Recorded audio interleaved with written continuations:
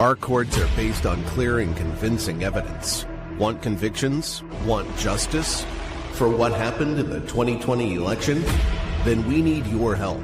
Not fixing 2020 will damn our nation forever.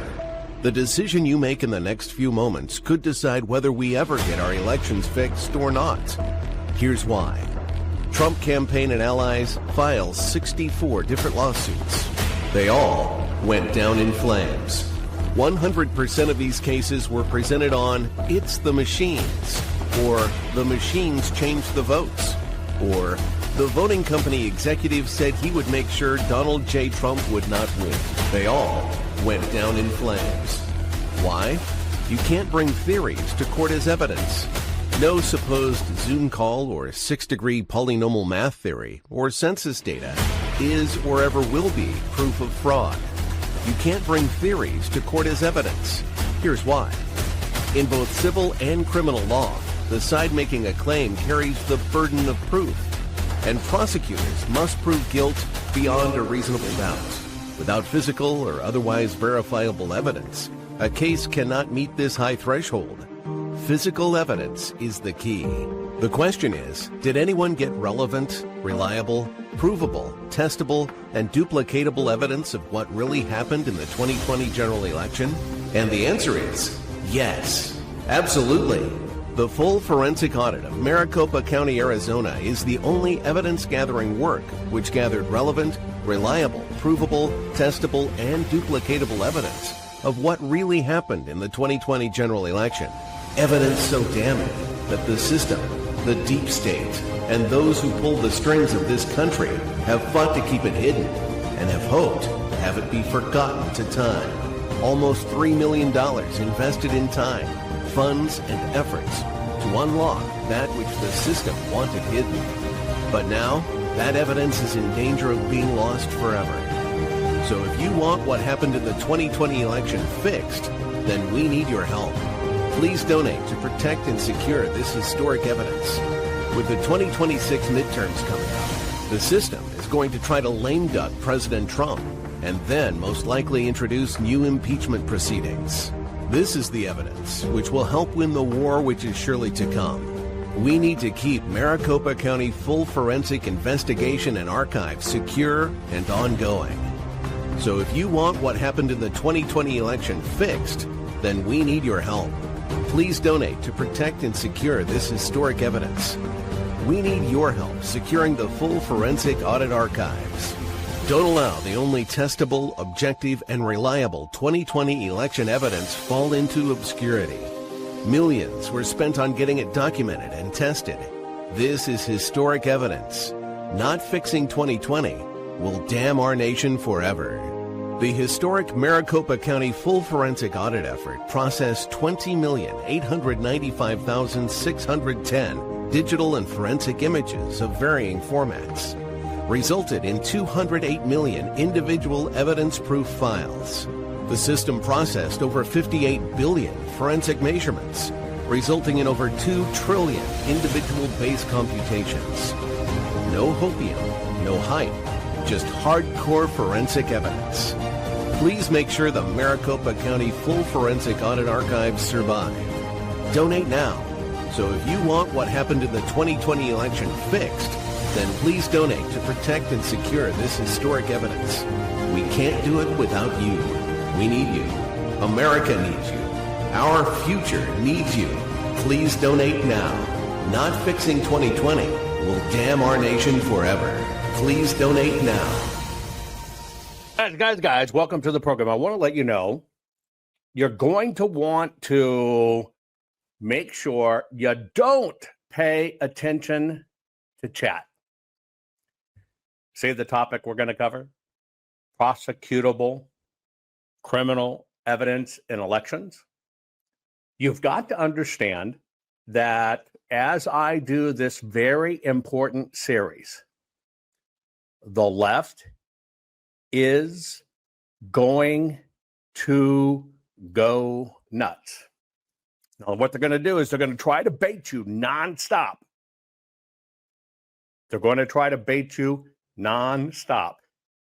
Make sure you don't fall for that. I'll tell you why. Okay. What we're going to do is we're going to kind of do an educational session today. Okay. Here's how it's going to work. You may want to make sure you take notes. Okay. Now, when you take notes, I'm doing this so I can educate you on what has to happen. Very important on what has to happen. Okay. When you understand how all of this works, you're going to understand that many things that have happened in the media, okay? Many things that have happened in the media have been done purposely, and I'm also telling you about conservative media, have been done personally to make sure you don't understand what's going on. And what happens when that happens is people get very confused, can't figure out what's going on, okay? And that, well, I've got to tell you, see, that's the plan. That is the plan. And if you let them have that plan, if you let them do that, we lose. So as I do this, understand this is about not losing. Aren't you tired of losing? And so we're going to cover some very important facts. It's going to be in a totally different format than I normally do. And I'm going to try to do these in very short bites so everybody has it. Very short bites. Okay, let's go back to the 2020 election. First, let me give you a recap. And this is what you need to understand, because we've got to put it into this context so you understand what's going on. Okay? Number one, if you were to go back in time to the 2020 election, you would find out that there were approximately 64 lawsuits filed. 64. Okay? And out of those 64 lawsuits that were filed, what happened? Well, 20 of those cases immediately got dismissed on what is called merits, no merits, okay? They immediately got dismissed. After those 20 lawsuits got dismissed, there were another 30 lawsuits that actually did make their way through part of the process or some of the hearings or some of the review, but the court said, you have no standing. You're tired of hearing that, right? But you have no standing. So those additional 30 got dismissed. So now we're up to 50 out of 64.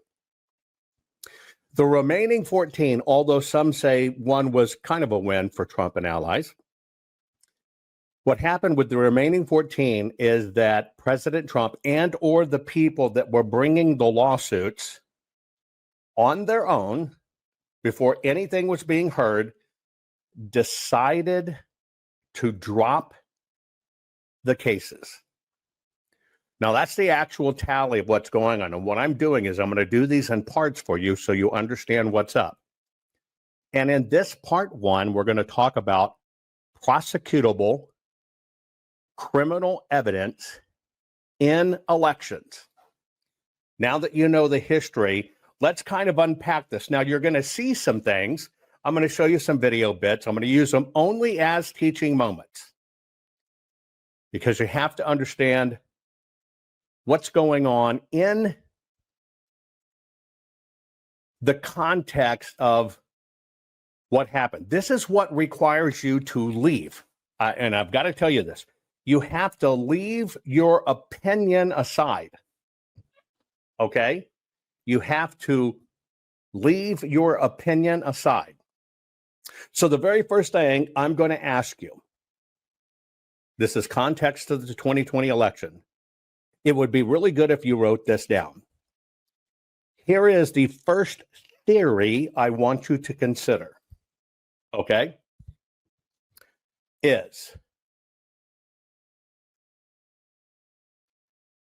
Let's say a mathematician. Okay? Let's say a mathematician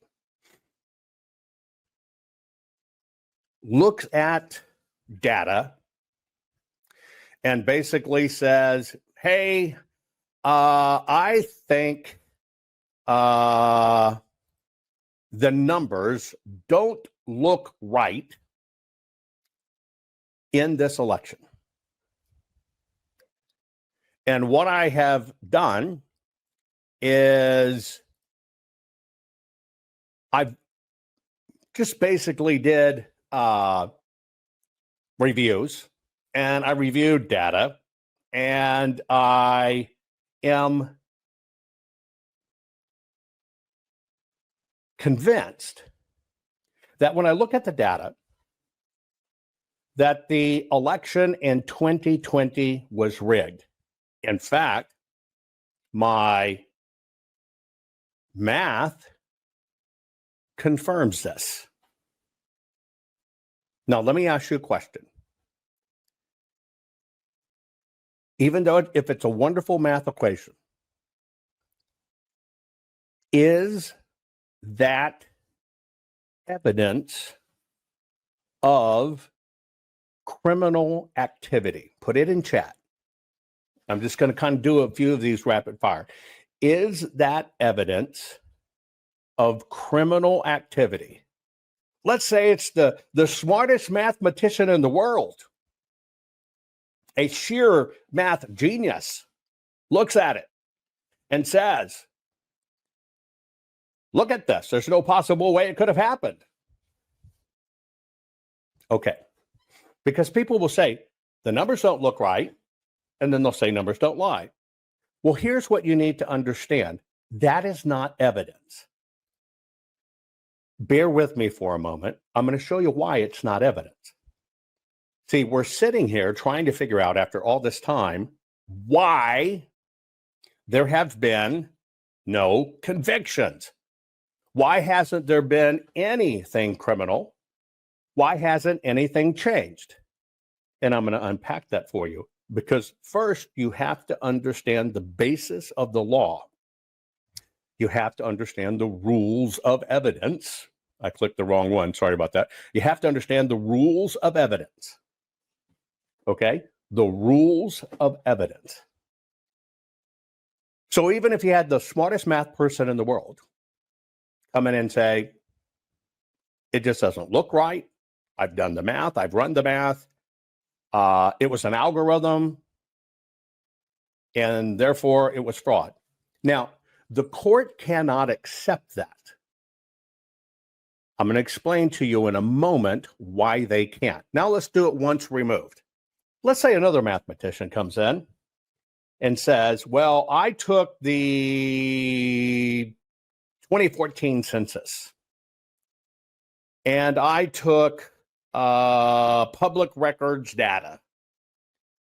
And I took one county in Michigan, and I looked at the numbers, and I ran the numbers, and I discovered a super secret 6-degree feature running. And therefore, I can tell you the election was stolen. In fact, not only was it stolen, it was all stolen in 3,300 counties. And I'm a mathematician. I'm studying this. And that's it. Again, that's your number 2 scenario. Is that court allowed valid evidence? Yes or no? Is it court allowed valid evidence? Well, the first thing you should understand is that's just based on someone's theory. Theory is not allowed in court. Remember, you have to have proof. You've probably heard the term proof beyond a reasonable doubt.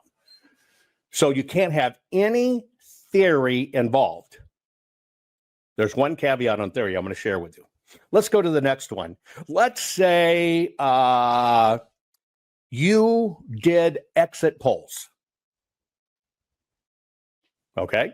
Now, remember what we're doing. We're only discussing in this part one prosecutable criminal evidence in elections. That's it. Okay. So you had deployed a team of thousands. You stood outside the election polling places. As you were standing outside of the election polling places, you took a poll. You started interviewing people about who did you vote for, how'd you vote, et cetera, et cetera, et cetera. Now, you went back and you ran that mathematical formula, and you find, well, it's not really jiving with what you think. In fact, it looks like more people voted a different way than what the polls are saying. Follow me? Is that court allowable evidence? Exit poll surveys. Is that court allowable evidence? Well, no. Now, why is that not? You can have let's just say you have the top pollster in the world, the top political pollster in the world. Why is that not evidence? The fact is, it's speculative, but if you were to do the same poll the same way a few hours later, almost guaranteed you would get different answers. You would certainly get them in different order. Now, what you understand there is it's still theory, and it's not reproducible. We're going to teach you in a moment about what is the standard for reproducible evidence. I'm going to give you, let's say, 4 more. You have a video. The video's late at night. A white van pulls up. That white van starts unloading what suspiciously looks like ballot boxes. And they take out box after box after box after box of what looks like ballots after ballots after ballots after ballots. Now you say, that is, oh my God, look at that fraud. You ask the people who ran the election, they said that was our late night pizza delivery. Now you have video evidence. It's on video. You can clearly see it. Is that evidence of a crime? Is that evidence of a crime? Put it in chat. This is so very important for you to understand. Well, the reality is that is not evidence of a crime. And the key word is looks like. Let's go to the next one. Somebody, let's say it's the most fantastic, incredible, impeccable tech CEO, superstar, code with one hand tied behind his back CEO. And he says, I was on a call, an Antifa call on Zoom. In fact, I infiltrated it and they didn't know I was there. And on that line was one of the voting executives, I think, And he said, don't worry about Trump. We made sure he's not going to win. Is that allowable evidence in court? And is it evidence of a crime? Yes or no? Put it in chat. Well, obviously on that one, it's hearsay because there's no evidence of the call, based on assumption that it was this person on the call themselves, and that, well, what they says, don't worry about Trump, we've taken care of it. Now, is that evidence, court allowable evidence, that something stole the election? Some of these look really cool. You lead to believe it is. Okay. Let's say you're watching TV and you're watching the ticker tape go by. And all of a sudden, your candidate gets 100,000 votes taken away, and damned if the other candidate doesn't get 100,000 votes put into their category. Is that evidence of a crime? Yes or no? Put it in chat. Now I'm going to show you two videos. Let's watch them, and you tell me if this is evidence of a crime. Let me set up the first one. You're watching election officials, and they are tearing up receipts that come from the machine, and somebody's observed this. They're tearing up receipts that come from the machine. Now, I want you to watch this and tell me, this is the evidence you have. Is this evidence of a crime? You throw away unidentifiable tapes. Because they're unidentifiable. There's no way they could, But it's been that way since the November election, so why would you throw anything away? Because you have to save it for 22 months. Well, let's put it this way. Yes, there are tapes that are being tossed, but they are of no audit value. Not fixing 2020 will damn our nation forever. The historic Maricopa County full forensic audit effort processed 20,895,610 digital and forensic images of varying formats, resulted in 208 million individual evidence-proof files. The system processed over 58 billion forensic measurements, resulting in over 2 trillion individual base computations. No hopium, no hype, just hardcore forensic evidence. Please make sure the Maricopa County Full Forensic Audit Archives survive. Donate now. So if you want what happened in the 2020 election fixed, then please donate to protect and secure this historic evidence. We can't do it without you. We need you. America needs you. Our future needs you. Please donate now. You throw away unidentifiable tapes. Because they're unidentifiable. There's no way they could, But it's been that way since the November election, so why would you throw anything away? Because you have to save it for 22 months. Well, let's put it this way. Yes, there are tapes that are being tossed, but they are of no audit value. And it's... Okay. Somebody observing says, you're tearing up unidentifiable tapes. The guy who's supposedly responsible for it says, yeah, I'm tearing them up. Is that a crime? No.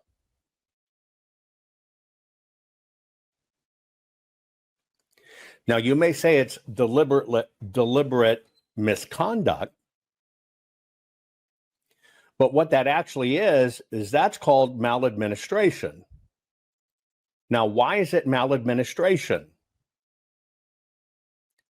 Even though he gave an excuse, there's no audit value.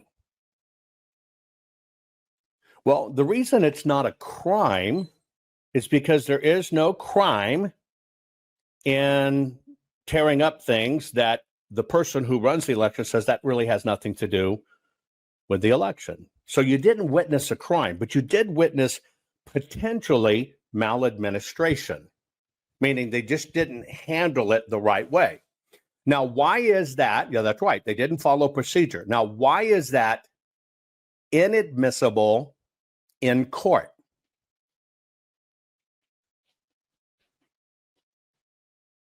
You saw something wrongly administered, but what I'm asking is, what is prosecutable criminal evidence in elections? It looks bad. You're right. It looks suspicious. You're right. In fact, that guy might be a rat bastard. Who knows? Nobody knows. We don't know him. You don't know him. But let's just say he is. Is that prosecutable criminal evidence in elections? We're going to get back to it because I'm going to close each of these up. I'm going to show you another one. Somebody's sitting there and they're doing a Ruby. Rerunning, and rerunning. Watch.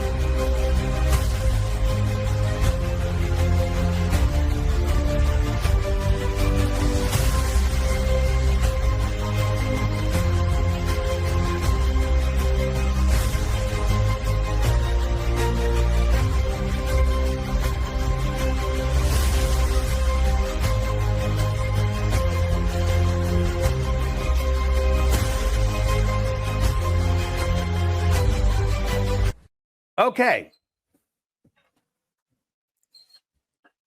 Is that was intentional? That was intentional. That was a human doing it. I'm watching what you're saying. Somebody says, oh my God, that's a crime. Somebody say, devious bitch. Is that a crime? Is that prosecutable criminal evidence in elections? You might be surprised to find out it's not. Now, I'm going to explain to you why these things are not allowable as prosecutable criminal evidence, even though you can see some of the stuff with your own eyes, right? And I know all of you are getting, and we can't do should be. We cannot do should be. I know you should, but here's the deal. Stop shoulding on yourself. Let me just ask you a simple question. Ready? Michelle says, would that be identity theft? Let me just ask you a question. Whose ballot was it?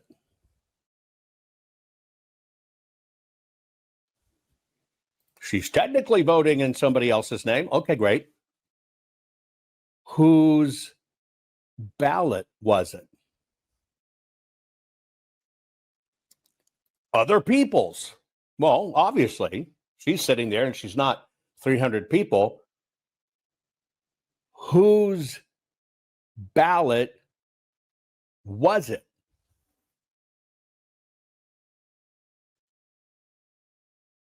Kind of screwed up, isn't it?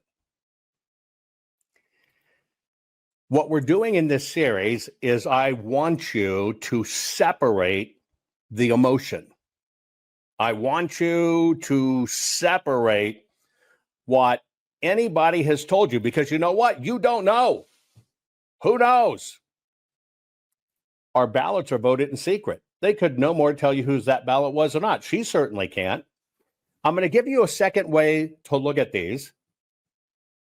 But first, I want to explain to you, this is why we lose court cases. And I know this makes your blood boil. I'm not even showing you all we've collected. But what we have to do is, and this is what we've tried to teach on, you must understand the difference between how all these things happen. Because, see, what we really want is we want prosecutable criminal evidence in elections. That's why I'm doing part one of this, to help you understand what does it take to get prosecutable evidence where we can stop all of these nefarious activities from happening in our elections. Now, the first thing you need to understand is when it comes to any of the machines, right? Any of the machines, all of the systems are voluntary. All of the rules are voluntary, and the federal government cannot mandate it down to the state level. Now, just kind of set that aside for a moment. What courts demand, what they need is evidence over interpretation. Big thing. Evidence over interpretation. You can present evidence, and with evidence, then you can present your interpretation. Understand how that works. The court demands evidence over interpretation. You can get to the interpretation phase if you have the evidence. Then it will allow your interpretation. Now, in courtrooms, what they need first and foremost is tangible proof. Tangible proof. Now, here is the definition in court standards of tangible proof. Number one, physical documents. Number two, forensic test. Number three, witness testimony of firsthand observations. Period. Those are considered tangible proof in the court's eyes. What is considered interpretation? Interpretation is theories about what this evidence means. Now, here's the deal. In courtroom rules, you can only present your interpretation once the evidence has been presented. Let me say that again. The court only allows the interpretation once the evidence has been presented. If we were doing it in this forensics, we have a bullet casing. It was used in this murder. The expert witness comes in, you've seen it, forensic files, and an expert testifies, this bullet was found at the scene. Here's the chain of custody. Here's where we picked it up. We didn't do anything to it. It's exactly as it was written. Here's the chain of custody. Here are the tests I did to it. We didn't change it in any way. Here's our affidavit. And we are matching it to the person's gun. Here is their gun. Here's the chain of custody. We fired a bullet through said gun. Here is our procedure. Here is our chain of custody. We looked at whether it be, in this case, the strike of the hammer, right? Here it is. And here's our test, and they match and blah, blah, blah. You do follow what I'm saying? That is interpretation phase that is allowed in court. You must have the physical evidence. And based on the physical evidence being presented properly, then you are allowed to present an expert's opinion. Now, let me ask you a question. In all of these cases that we have been through, okay, in all of these cases we have been through, what is the common denominator? Well, you probably noticed there's a disconnect in every single thing that was presented in the 2020 election as evidence. What was presented was interpretations. I think the bad guy was on the phone. I think it was the same bad guy that runs the company for voting. I think he's a bad guy because he posts nasty stuff. I don't like him. He's a meanie. And he said, don't worry, we're going to take care of Trump. That is an interpretation. Even, I'm going to show you this video. Okay. I'm going to play this one more time. You throw away unidentifiable tapes. Because they're unidentifiable. There's no way they could, But it's been that way since the November election, so why would you throw anything away? Because you have to save it for 22 months. Well, let's put it this way. Yes, there are tapes that are being tossed, but they are of no audit value. And it's... Okay. That video looks rather damning. Now, let's say we're going to go to court on that evidence. Okay?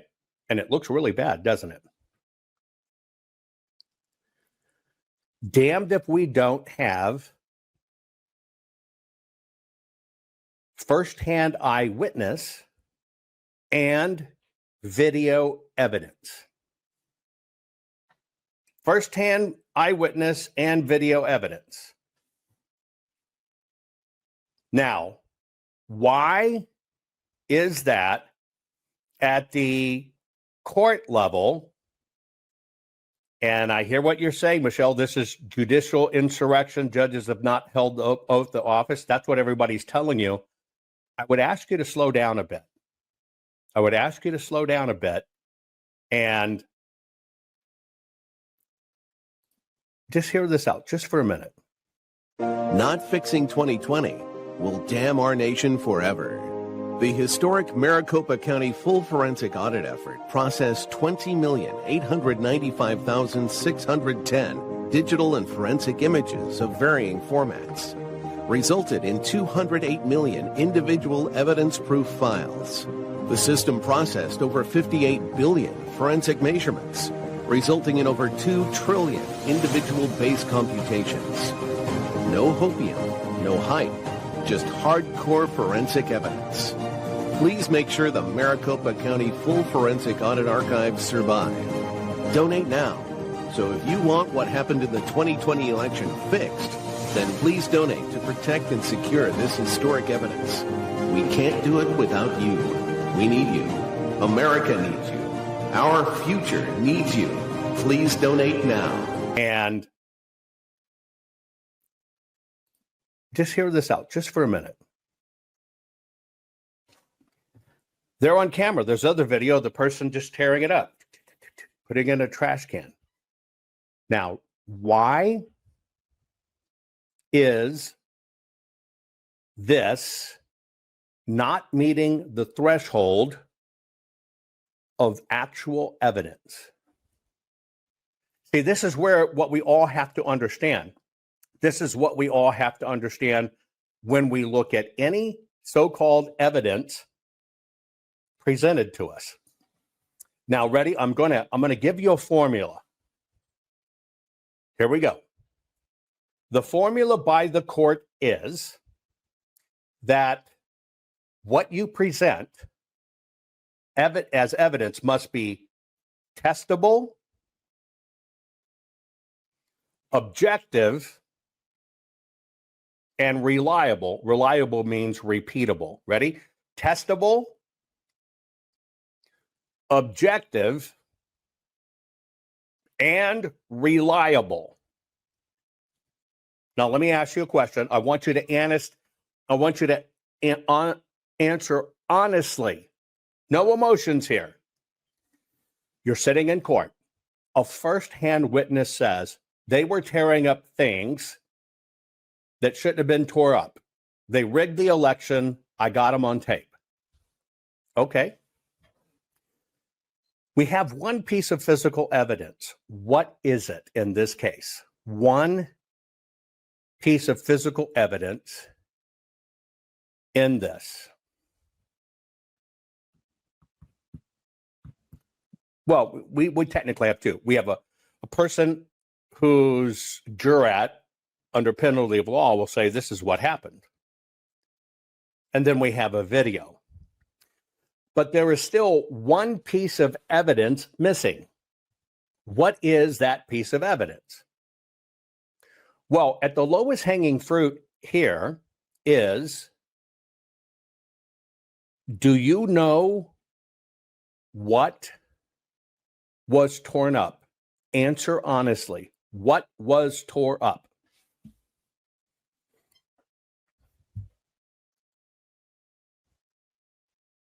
You throw away unidentifiable tapes. The person who says this is fraud admits right at the beginning, you're throwing away unidentifiable tapes. You throw away unidentifiable tapes. Let's hear that again as evidence. You throw away unidentifiable tapes. Okay. What was on the unidentifiable tapes?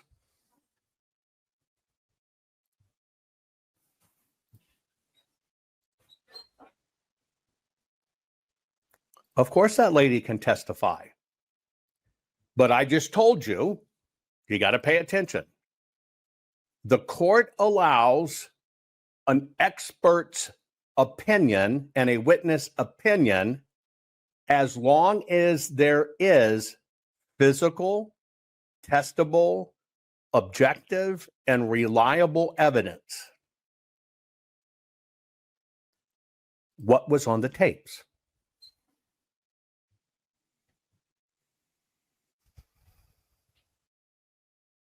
Now, the first thing that would happen in court, because nobody knows, the person bringing the charge basically says they're unidentifiable. Now, she's using a visual to identify it. You know, like your little gas station receipts, right?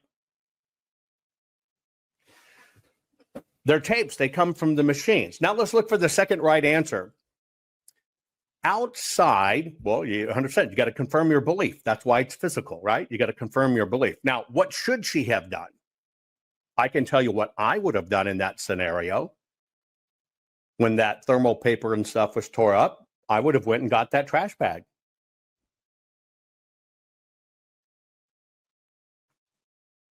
Because that's the evidence. There is no chain of custody here. There is not an existing chain of custody on what's discarded. If she had shaved the shreds, then there would have been something. But the video is evidence of her saying it's unidentifiable stuff and the supervisor saying, yeah, we don't have to keep those. Now, in a court of law, who does, by law, the court defer to when you have opposing ideology of what happened? Who do they defer to? The person who was in charge. By default,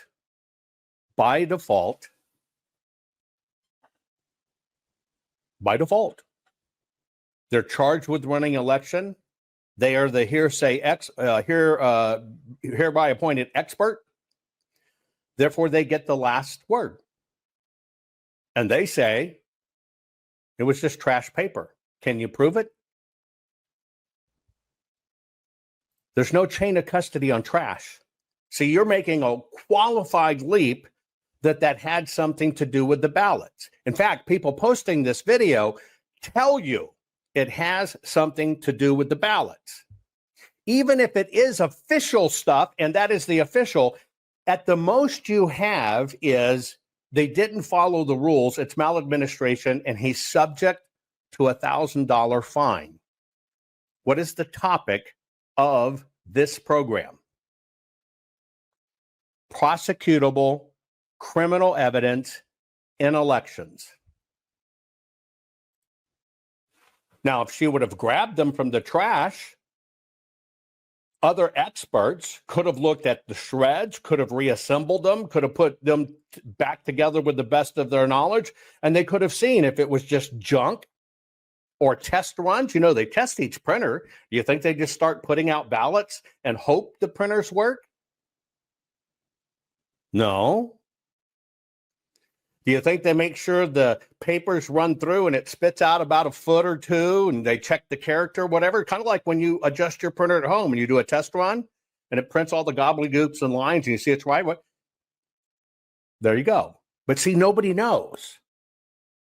So would a court accept this video as prosecutable criminal evidence? The answer is no. The answer is no. Now, let's say she did we're going to follow this linear thought because we're trying to get prosecutable criminal evidence. Let's say this person was smart enough to go back and grab that trash bag, and she had it. And in fact, it was real ticker tapes from the election. Okay? And she can prove it was ticker tapes from the election. She's got them hands down. They were tearing up the actual ticker tapes from the elections. Okay? Any judge in the world, if they were honest, would dismiss all of this stuff. I am taking you through this. This has nothing to do with bad judges. This has nothing to do with bad judges. If you don't start accepting procedure, you're always going to go off on a wild goose chase and you're going to blame others. But see, what you're not doing is blaming the people that have put this con on you. So stop blaming Obama, stop blaming judges, and pay attention. We've got to get past this infection that was put in people's brains. Now, listen. She went back. She got the trash bag. She put the pieces together, and damn, they are receipts from the machines during the election. Is it a prosecutable criminal evidence now? Yes or no? Is it prosecutable criminal evidence now?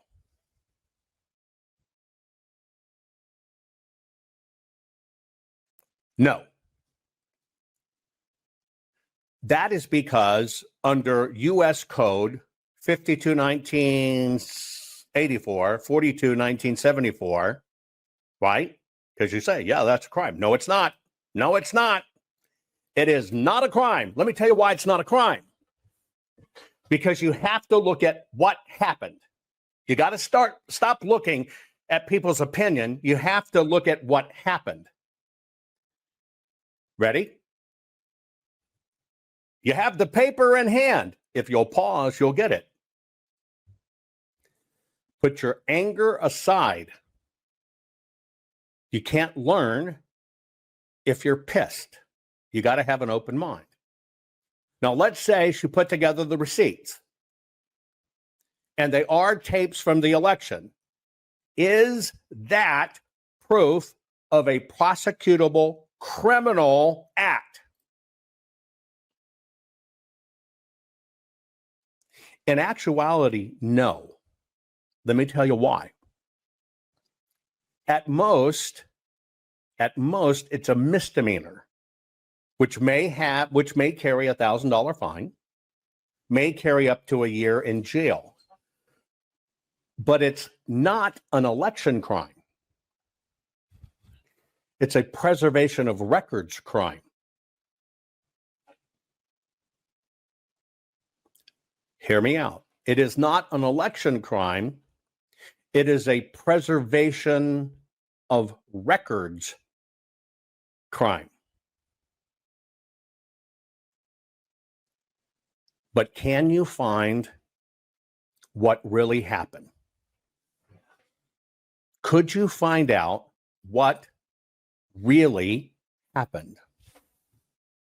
Answer it in chat, yes or no. Can you find out what really happened? Now, what you witnessed is statistically, if she could prove it, she can't, but statistically, it's maladministration, not a crime. Not a crime. How could you prove if this was a crime? Michelle, all the rules are voluntary on the machines. We're focusing on the paper. Destroying the records is a misdemeanor. It's a crime, but it's a misdemeanor. Are we going to change any of this on misdemeanors? No, we got to go for the big stuff. So let's say we had this, we got that. How can we make the leap to a prosecutable, hard-nosed, knock off the shit crime?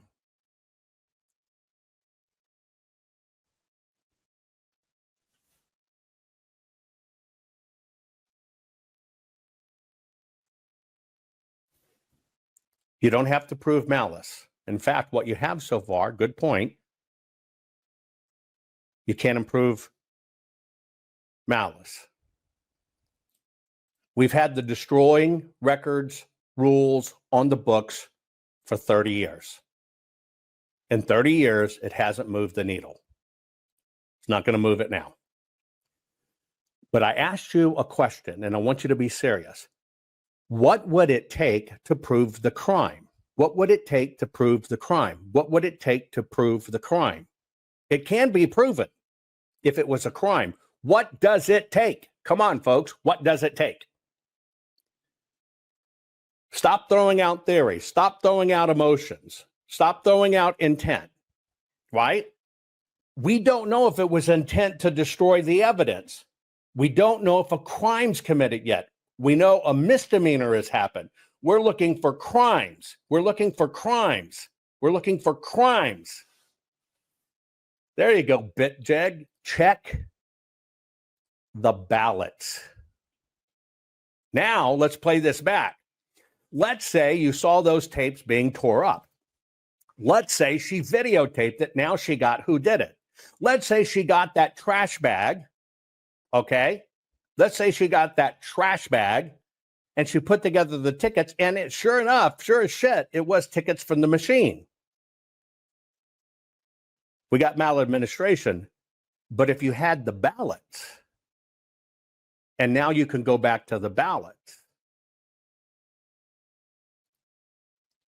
and now there's two different crimes that occur. Do you know what they are?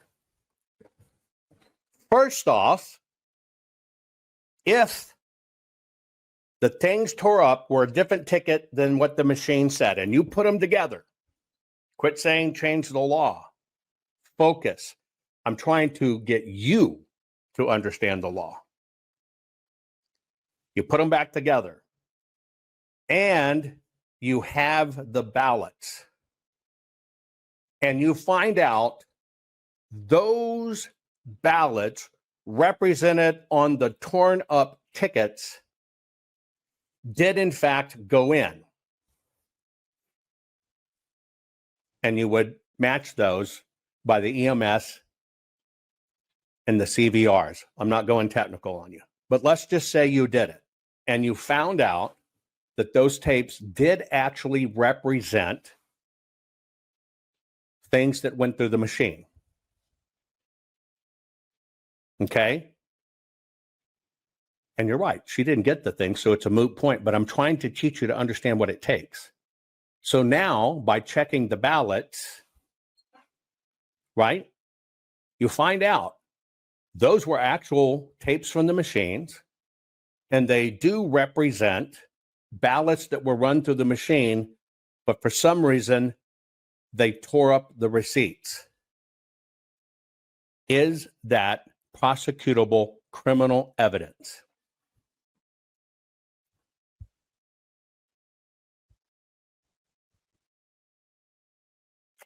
It just pisses me off when people practice law but don't understand the law.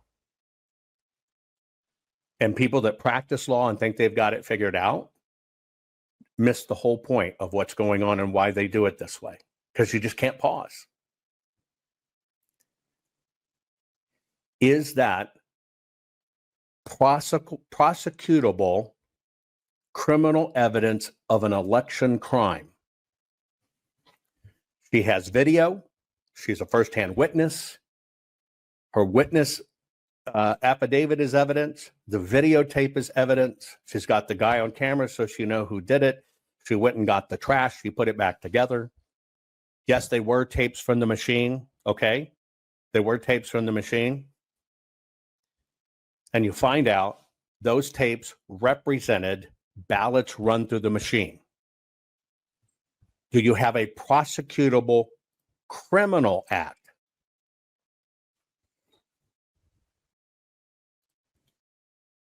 No. Don't hate the messenger. Do you know why you don't have a prosecutable criminal act? This is how nitty-gritty it gets, folks. This is how freaking nitty-gritty it gets. You got video. You've got a firsthand witness testimony. You've got them admitting they did it, although they say it was just trash. You took the trash. You put together the receipts. Holy shit, it was actual ballots that were run into the machine. Do you have a prosecutable election crime?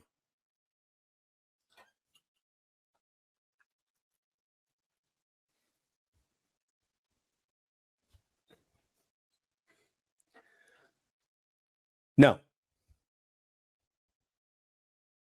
Now, do you know why no? Because you still got this guy in there that's going to say, must have been an accident. I thought it was trash. I had a boo-boo. At most, that fellow will get, for sure, the $1,000 fine. And may even with that get a year in jail.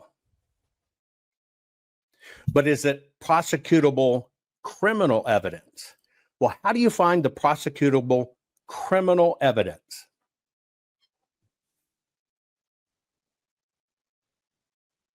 It's there. You can get prosecutable criminal election crime evidence from this, but what would it take?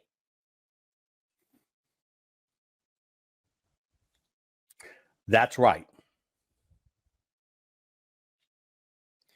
You would need to show the tape with the ones that run through. Then you've got to jump to the CVR and the EMS. You compare date timestamps machines. You've got to show that those went in, but where it becomes the criminal election crime is it replaced something else and was not the actual ballot. But that's not the last hurdle.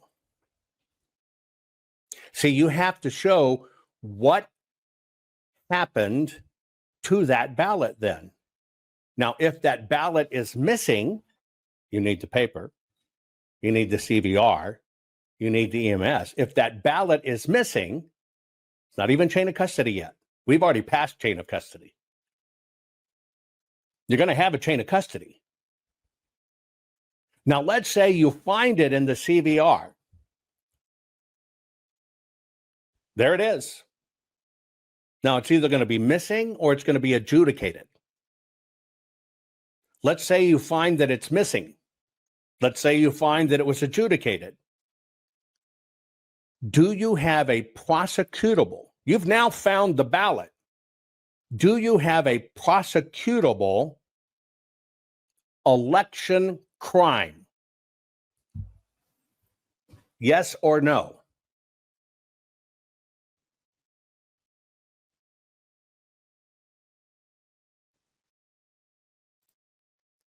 Do you have a prosecutable election crime?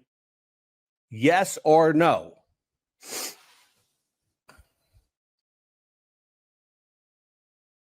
No. You have another maladministration crime, which can still be a misdemeanor. Now, here's why you have to understand. Now you have a ballot. Now it's there. It might not have been there, or it's really there. Might have changed, might not have changed. Where does the election crime get committed? When is the bona fide, irrefutable election crime committed?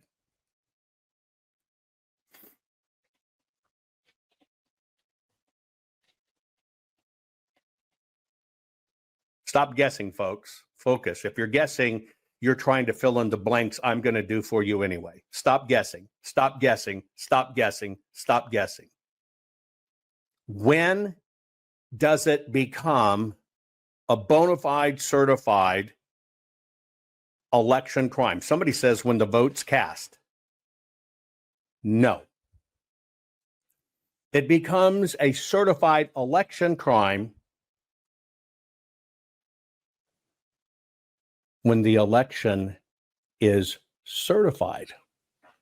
When the election officials take that fraudulent ballot, let's say, and they certify it. That's the crime. Because in that move, if they certify it, what do you have? Intent.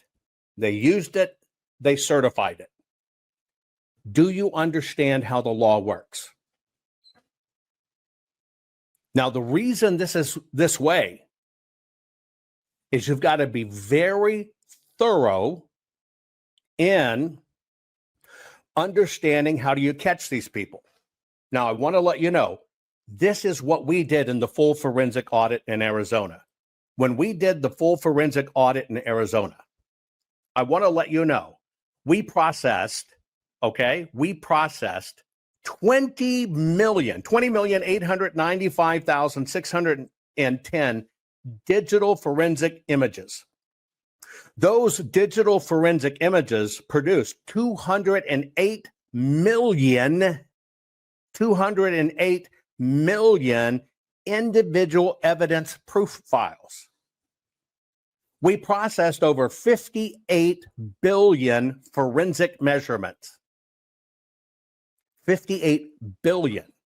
We did over 2 trillion individual base computations, and we can track it from the time the ballot was printed, mailed, or handed to the person all the way through the process to the end ballot.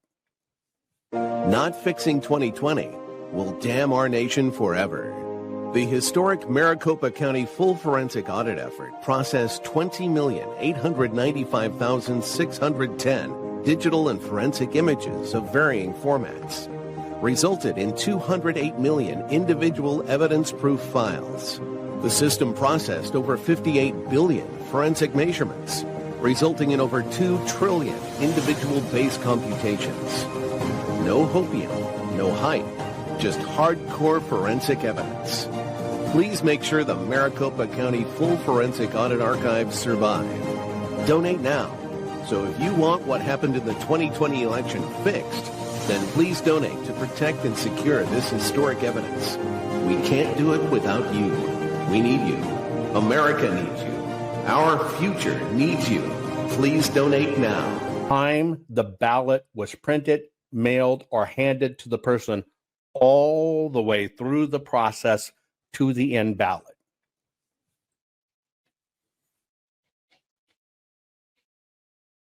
Now, let me ask you a question.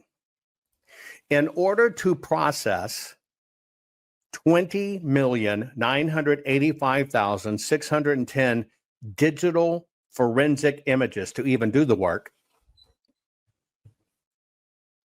and here's what you're wrong about. You don't have to find the person that did it, but when you do it forensically, the people who did it automatically reveal. How do you actually get to the point that you can process 20,895,610 digital forensic images?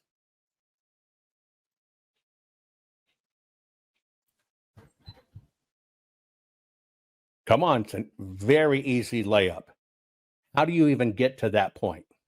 Tell me how. Tell me how. Come on, folks. It's not a trick question. How do you even get to the point that you can even process that? How do you get to it? Don't guess what it is. Just how do you think you can get to that point? How do you get to the point, right, that you can even process that?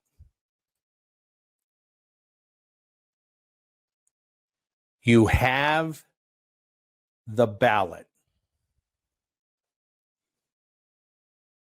See, what you have to understand is there is no other way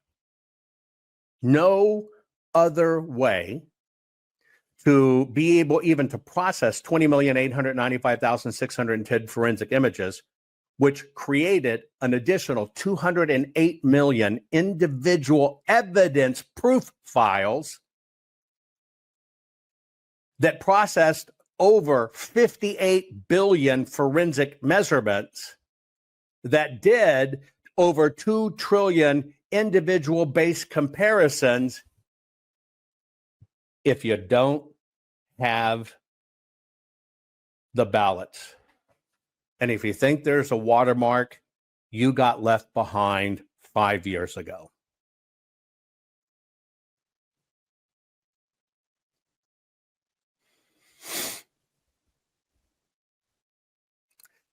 Look at all the stuff that has even come up, even in this one discussion, right? All over the place. See, it's our understanding of the law and our diving in to understand the law, not believing experts, but believing irrefutable physical evidence that the court requires. You have to have testable, objective, reliable, repeatable evidence.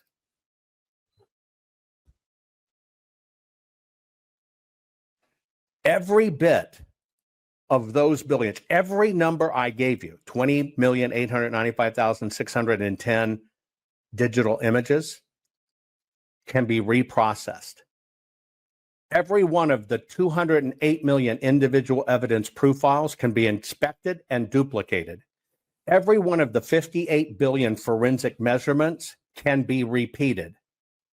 Every one of the 2 trillion individual base computations can be done and re-verified. Let's don't should over ourselves. Should there be a watermark? Let's don't should over ourselves. This is where we get distracted. I'm only trying to teach you what prosecutable criminal evidence is in elections. And there are certain things you have to have, you must have, in order to prove the crime and get it shut down forever. Now, let me ask you a question. You're in a court of law. On one side of the aisle, you have a person that says, I infiltrated an Antifa call. They didn't know I was there. Sorry, I don't have a recording or transcription. I don't really know who's on it, but I think this guy was on it, and I think he's the head of security for the voting company. And I looked at his Facebook, and he's a bad dude. And he said, don't worry about Trump. We've taken care of Trump. Now, that's one side you have over here. Okay? On the other side, you have, if it pleases the court, you can rerun all 20,895,610 digital forensic images. You can look at the individual 208 million individual proof files, and inside or outside with our systems or duplicate the systems, you can copy the same 58 billion forensic measurements we did in the 2 trillion computations, and the numbers will come out the same. And by the way, it's the information the state gave us. So when we look at the information and we look at what the state gave us and we find this, and by the way, they certified the election, it wasn't true. Which one? Which one stands up? Which one stands up? Which one stands up in a court of law?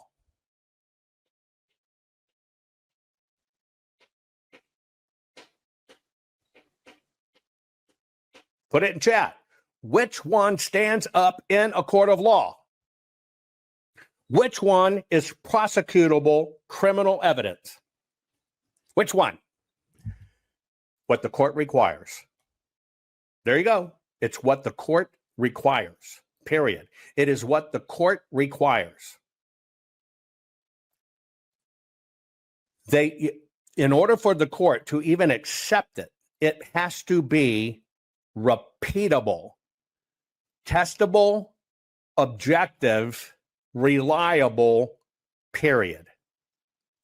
And then once that can be done, then the experts who did it get to say, this is what happened. But the court has to be able to test it. Okay, I'm going to give you another one. Get ready. Let's see what you've learned. You ready? You ready? Let's watch this again. Tell me where the crime occurs. There's a crime here, but I want you to tell me when it occurs. Right, somebody's saying, hang on. I don't want you to be misfed. Somebody's saying, well, Judge Thomas in Arizona, he just ignored the proof and wouldn't allow the proof. That's not true.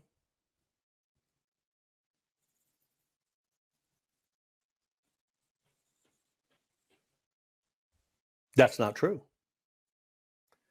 But I saw Judge Thomas on TV, and he didn't allow the truth. He just kicked it out. No.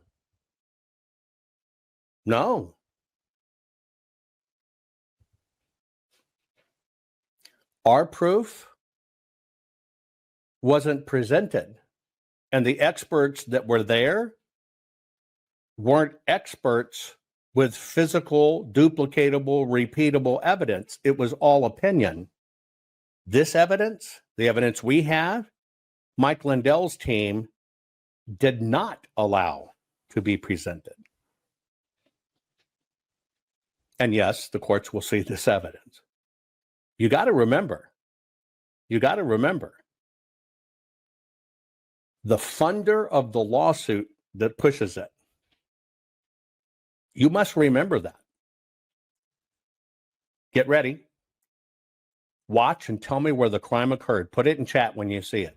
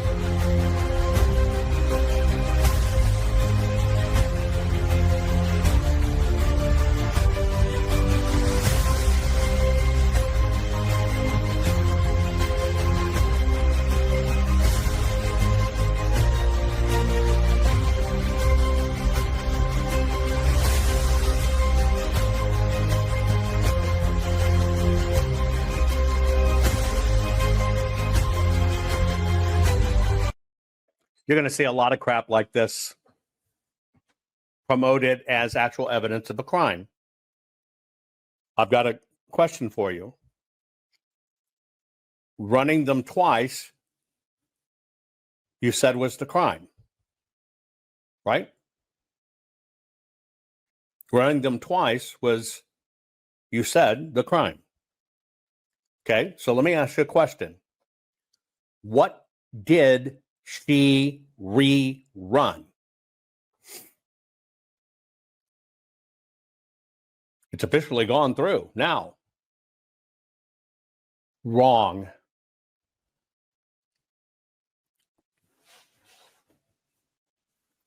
What did she run through? Put it in chat. What did she run through?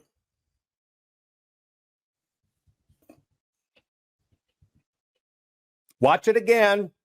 I'm going to play it for you again.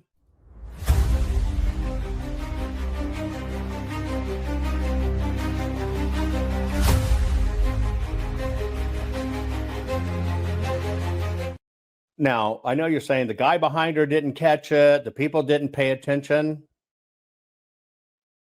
You're not paying attention. Because, see, I'm asking you to watch her. Pay attention.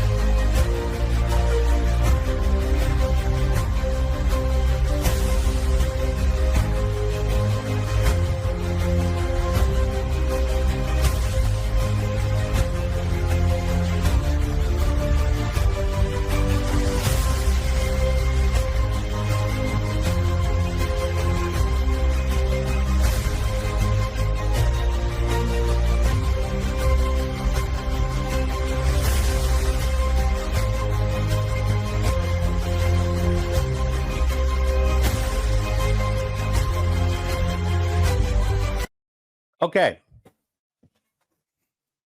Some of you are saying when she messes with the machine.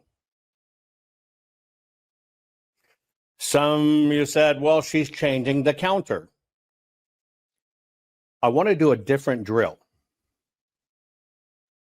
I want you to watch the lady in the bottom right corner who's doing the same job. Watch her.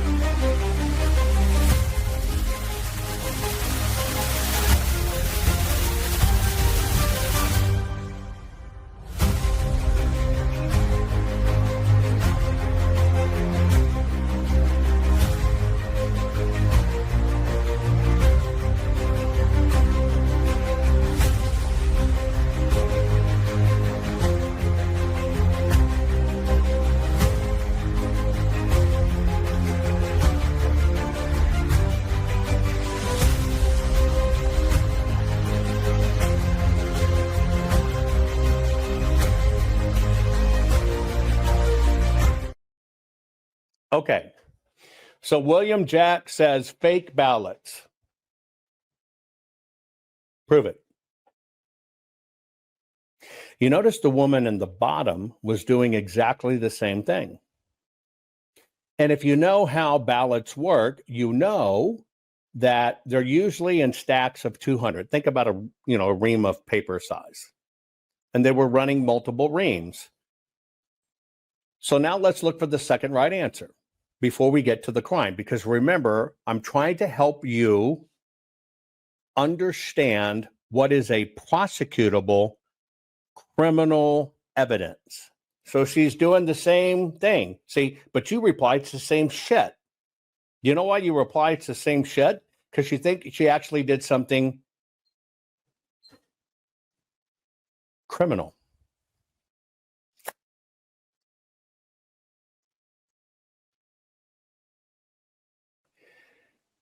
So let me ask you a question.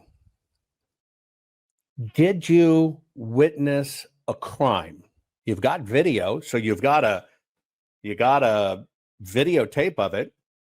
You've got somebody who says, as an expert, when I look at this, I see them rerunning ballots. Did she commit a crime? That is what I'm asking. Was there a crime committed there?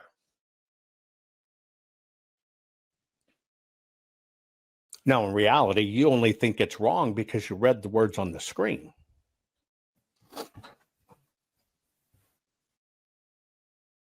But did you witness a crime?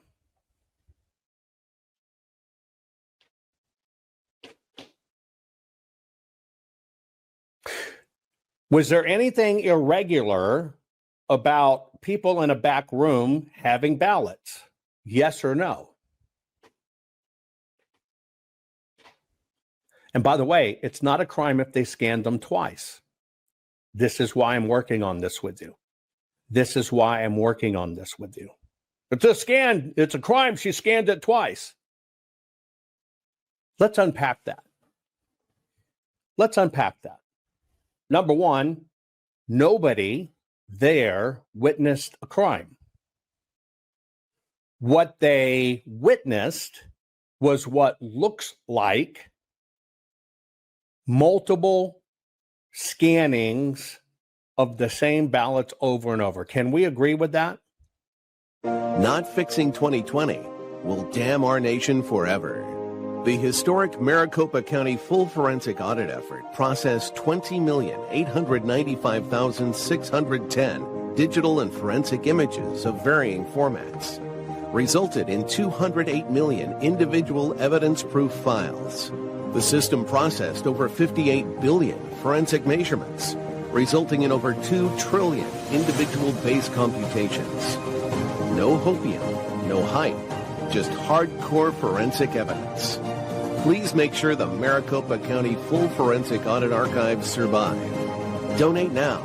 So if you want what happened in the 2020 election fixed, then please donate to protect and secure this historic evidence.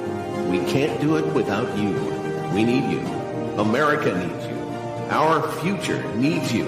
Please donate now. Number one, nobody there witnessed a crime.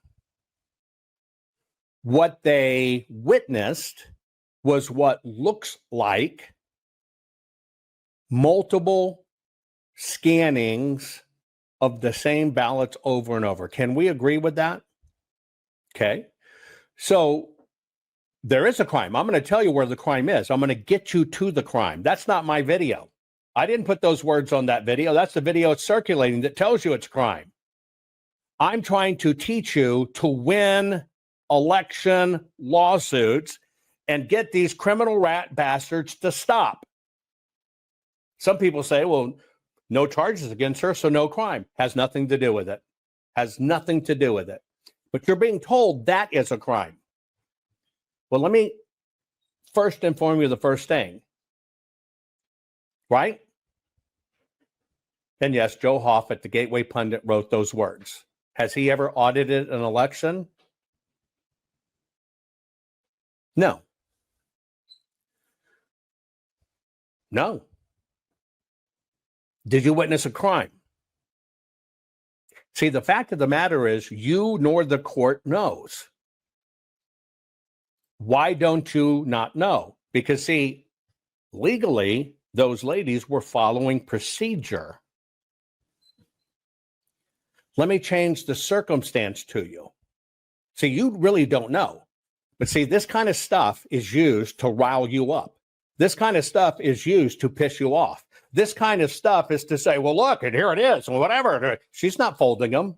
What she did, she was straightening the crease because some of them were folded so they would feed into the machine properly. That's it. Is that a crime? No. Not having 2 Republicans and 2 Dems there, if they don't, doesn't make it a crime. That's not against the law. It's recommended, not law. Folks, let's get down to the law. You want this to stop. And if you don't even know what it takes to clear the hurdle for a court of law, how is this going to stop? But you believe that's a crime because somebody put on it, it's a crime, look, it's a crime, look, it's a crime, look. Let me ask you a question. What makes you think that when she scanned those ballot ends, it went to the management files? Somebody actually wants to know what religion I am. Look at those statues. I'm a very high-end collector of Asian art because I love it. Do you want to know my religion? I'm a Messianic Jew. Did that seal the case for the court? Or did you get distracted? Let me ask you a question. When those ballots were scanned, did they drop into the election management system? Yes or no? Who cares if the other girl was playing for a cell phone? Hell, she could have been Monica Lewinsky under the desk doing the dirty deed with Clinton. Did that change anything? No. When these were scanned, did they drop in to the election management system? Michelle, I asked you the question to answer your question. Did these drop into the election management system? Do you know if these dropped in to the election management system, yes or no? Do you realize how many people? She pressed the send button. She pressed the send button. Okay, let's watch her press the send button. Somebody pointed out to me her pressing the send button.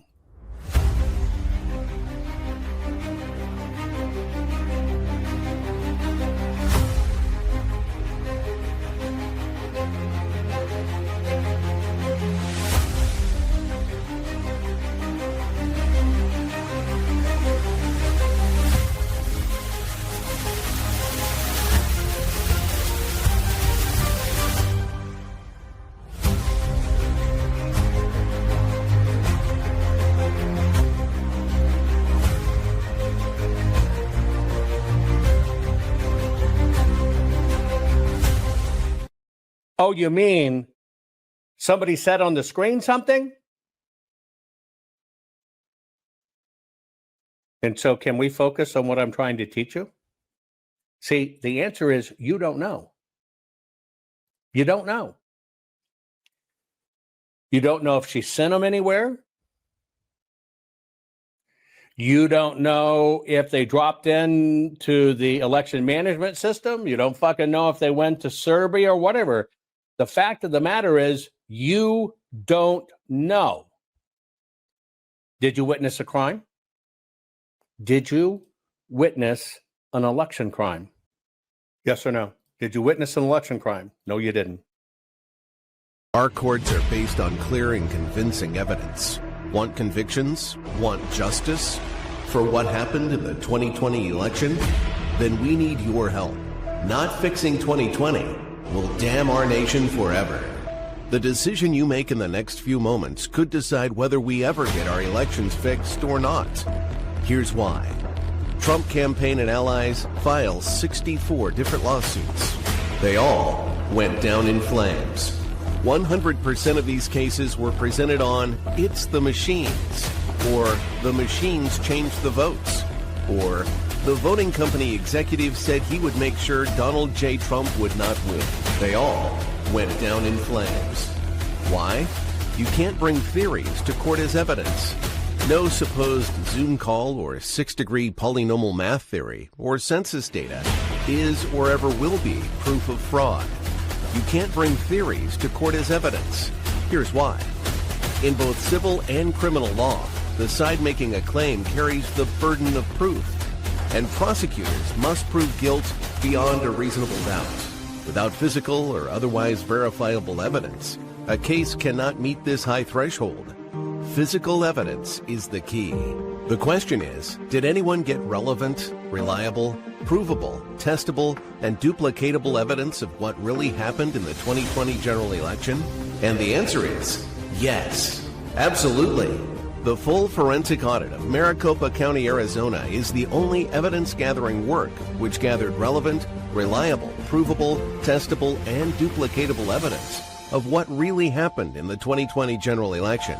Evidence so damning that the system, the deep state, and those who pull the strings of this country have fought to keep it hidden and have hoped to have it be forgotten to time. Almost $3 million invested in time, funds, and efforts to unlock that which the system wanted hidden. But now, that evidence is in danger of being lost forever. So if you want what happened in the 2020 election fixed, then we need your help. Please donate to protect and secure this historic evidence.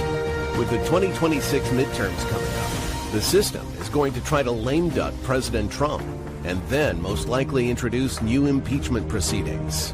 This is the evidence which will help win the war which is surely to come.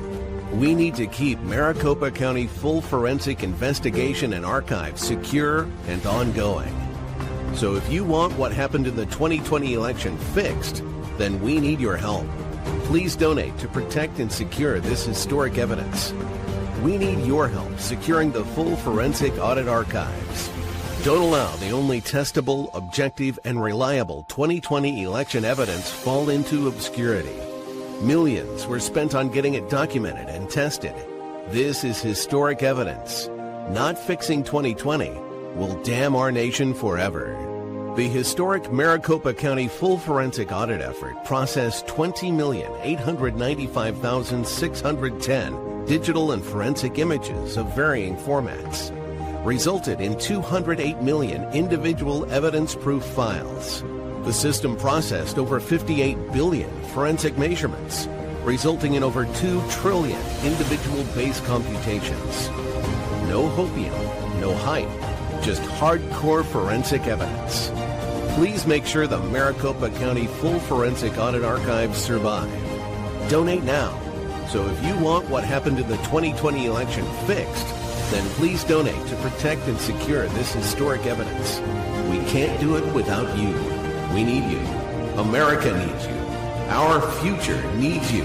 Please donate now. Not fixing 2020 will damn our nation forever. Please donate now. By the way, I want to thank all of you who support our work. The reason we're doing this is because every one of these things we show you, we have the documentation on, can track it all the way through. People that we thank you very much for your support. By the way, you'll see a URL at the bottom of the screen. This is what protects this evidence, etc. Thank you for your support. Thank you guys for going to Save the Evidence 2020. This is why I'm doing this drill. Here's the answer. You don't know where that went. You don't know where that went. What if I told you that wasn't the tally station? What? What if that wasn't the tally station where it actually goes into the EMS? Why could people be scanning? Why could they scan multiple times? Oh, maybe they have to reconfirm their counts for state requirement of what they call audits. And they say we do an audit of everything. And what they really audit is just how many ballots went through. And what if they're taking those batches and all they're really doing is trying to get a count of how many ballots were in that batch, and they run it through 3 times to reconfirm that count before they sign on the piece of paper, which most of them have to do. Let me phrase that again. What if these stations is where they take all of the ballots? Now they have to do what they call an audit. They say they audit them as they're doing it. And so what happens is they rerun them and all they're really getting is a count. And then if they rerun them and you see this pattern, watch their hand movement after they rerunning, and then they turn around, they write something, and they move on. It happened in both stations. What if this is just the physical paper recount stations, which they do as part of their compliance to say they audited it? Was that a crime? Was that a crime? No. It was actually evidence they did their job according to protocol, if in fact that's what happened. Do you understand the difference? Now, how would we find a crime? If those ballots went in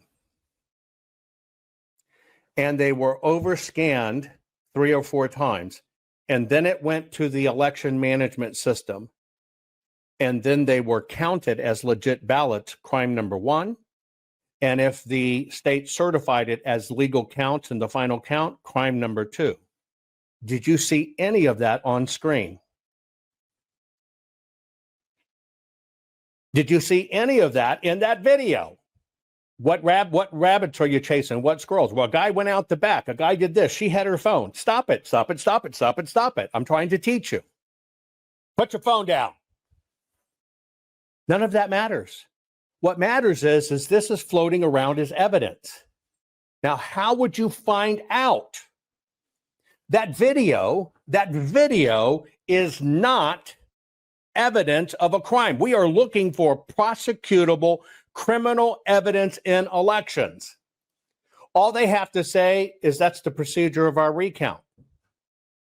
You've got to connect it. You've got to connect that piece of paper all the way through. From the time it was printed, or mailed, or received, or deposited, or envelope open, all the way through the system. And you know what? One of the things they have to do, they have to recount these things numerous times over. But somebody put in a video that you were witnessing a crime, who has never audited an election.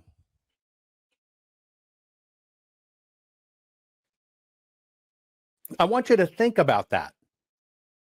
Because, see, here's what happens. Just like the media crapped in our cranium all this time and was fake and doing CIA propaganda and stuff, conservative media is shitting in your brain.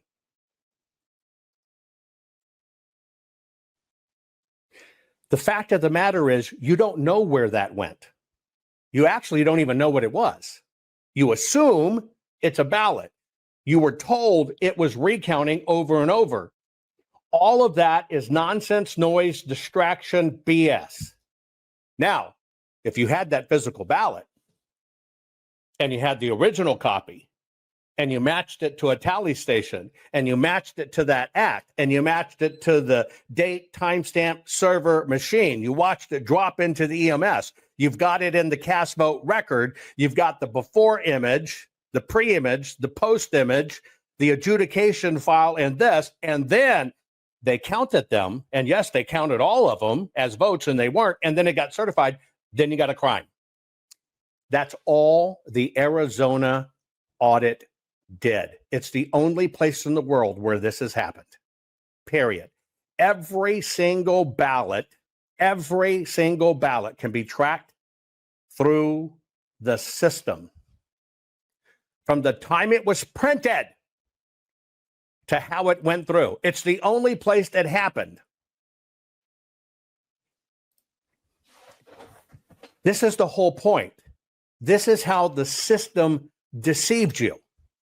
All we're doing here is I'm trying to teach you what is evidence, what is not. There is a complete difference between evidence and interpretation. Now, the bottom line is you have to have supporting evidence. Now, what would be supporting evidence if that was a crime? You would have one original ballot,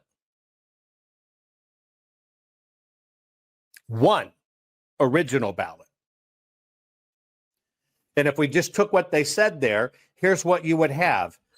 3 times in a system, a pre, a post, an EMS drop. So 3 times 3 is 9. You'd have 9 more pieces of evidence. You'd have the drop in the EMS. You would show that it was counted to a magnitude of 3. Then it would go over here and the county certified it, or the supervisor certified it. Then the county certified it. Then the governor certified it. Get it? Do you have that?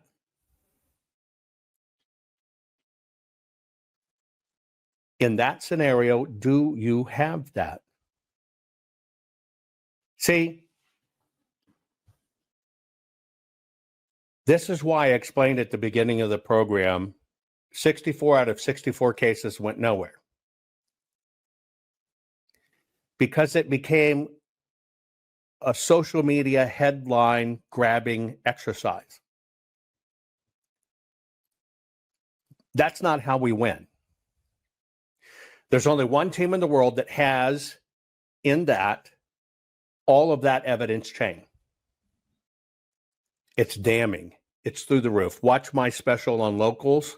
I go through just one segment. Just one segment. Every piece through the line, every way. Oh, by the way, you know what we know?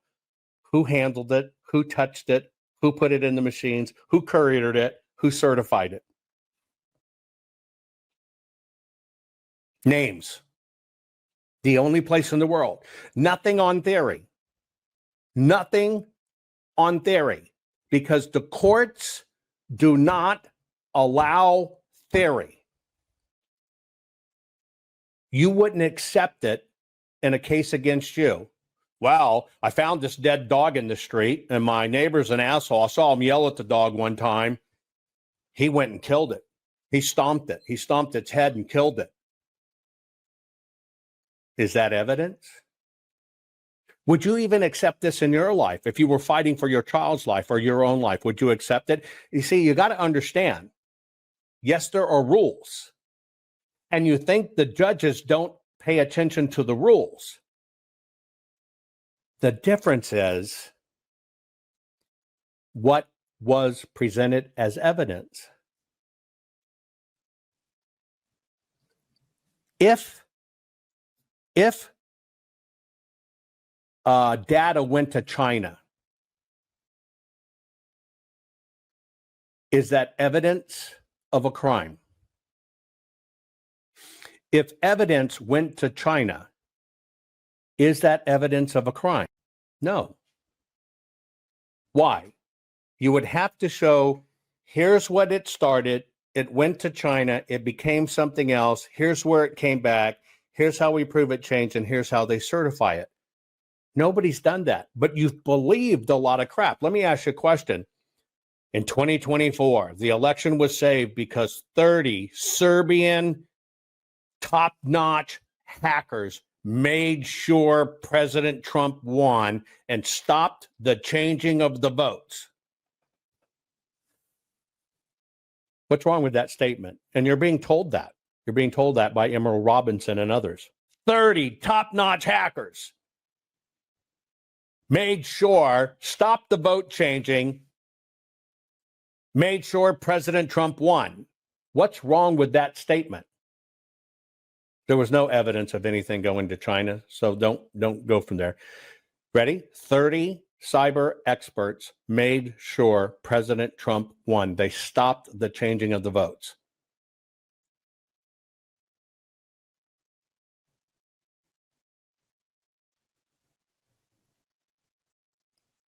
Let me ask you a question.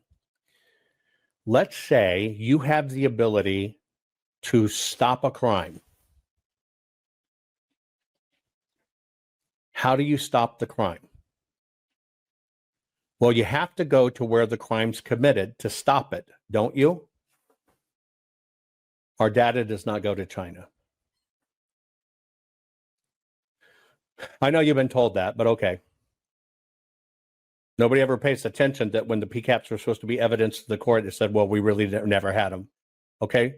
If you want to stop a crime, you've got to go to where the crime stops. So let's say you know that bank robbers are going to go rob a bank and you have inside information and you were going to try to stop it, well, you got to go to the court or whatever the case may be, right? Well, you'd have to prove to them your evidence is good. Am I right? But for anybody to stop that crime, what are they going to do? They're going to go there in person. That's the first thing. But let's say this crime, what the robbers are going to do, they're going to rob the bank very uniquely. They're going to try to hide it. They're going to go into the bank. They're going to take the real money and they're going to replace it with counterfeit money so nobody knows. Because, see, that's what you have to believe somebody was doing in our voting machines for super hacker Serbian yada, yada, yada, yada. To even intercept the crime of the 24 election, they had to know where it was going to occur. Or they had to be inside all 3,000 plus counties, all 175,000 voting precincts. They have to be there observing it. Oh, you didn't think about that. So what gave them access to over 3,000 counties and 175,000 voting precincts? So first you have to hop that hurdle. Not fixing 2020 will damn our nation forever. The historic Maricopa County full forensic audit effort processed 20,895,610 digital and forensic images of varying formats, resulted in 208 million individual evidence-proof files. The system processed over 58 billion forensic measurements, resulting in over 2 trillion individual base computations. No hopium, no hype, just hardcore forensic evidence. Please make sure the Maricopa County Full Forensic Audit Archives survive. Donate now. So if you want what happened in the 2020 election fixed, then please donate to protect and secure this historic evidence. We can't do it without you. We need you. America needs you. Our future needs you. Please donate now. Secondly, if they made sure that none of Trump's votes were changed, why didn't they do that to the down ticket? See, the down ticket kept on counting for 60 days. Why did it have to do that if hackers stopped it? Why'd they only look at Trump? Why'd we lose so many seats? Oh, they were only trying to rig the presidential election. Horseshit. Oh, by the way, if in fact they stopped it, then you have to basically go, oh, they saw it. They knew where to go. They saw the change. They intercepted the program that was changing it. They stopped it, made sure only the real ballot went through. But none of them have proof of this. That would be the most excellent proof in the world, wouldn't it be? Holy shit, 30 top-notch hackers are in the system, watched 3,000 counties, 175,000 polling places, saw the ballots being cast coming in, saw some malicious software actors come in, change the vote. Now they know who those bad actors are because we got them. We got the digital footprint. We watched them change the numbers. Hell, we recorded it all. We need this evidence. We made sure that one didn't go through because we wanted to make sure President Trump won. Well, see, that's called a chain of evidence. That would be the biggest news in the world. It would actually stop 100% of this right now. President Trump, with a stroke of a pen, could shut it all down on that one. Where is it? Oh, we can't tell you who these 30 people are. But they did it. They single-handedly saved the election. See, the difference is people don't know what to call bullshit on because they don't understand the process, but they do believe faces they trust. Oh, and even if that happened, well, all the rules on the voting machines are voluntary. Oh, you believed it's a percentage to take away percentages of a percentage to do a favor of a percentage of a percentage. That's what happened. Prove it. Show me the ballot. Show me where the ballot came in. Show me where it was scanned in the system. Show me where it dropped into the election management file. Show me the pre-image. Show me the post-image. Show me where just before it got to the county certification, they removed some numbers to make it what it wants. And then show me how the county certified and the state certified. Show me. See, that's what you have to do in a court of law. Now you understand why 64 out of 64 cases got booted and why everything followed that lie. It's the machines. I was on a call. They said they were going to do it. Let me get this straight. You're going to pull a fucking coup, sorry, for the United States of America in 2020. You have planned all of this out. You are going to overthrow the United States government. And the way you're going to do it is plan it on a Zoom call that anybody can get in and listen to? Or was that done for shitting in your cranium, crapping in your cranium? So you'd run this way and you'd neglect looking at exactly what up. Oh, by the way, which formula did they use? The 6th degree? The fractal pterodactyl? Oh, okay, there was a formula used. Show me the ballot. Show me the ballot. Show me where it went in. Show me what it looked like when it came in. Show me what it looked like after the fact. Show me where it dropped in the EMS file. Show me that it was certified by the county. Show me that it was certified by the state, because that's the crime. You get it? Now, the reason I'm doing this, and I'm gonna break these down, multiple shows. This is what we did in the Arizona audit. It proves federal racketeering of the most egregious amount. Everything I've told you that has to be proven, we have over and over again, and can name names. This is why they worked so hard on the left and the right to make sure you didn't get it. Oh, by the way, but there was 0.75% of a vote. Show me. It's just a simple question. Show me. See, that's the point, folks.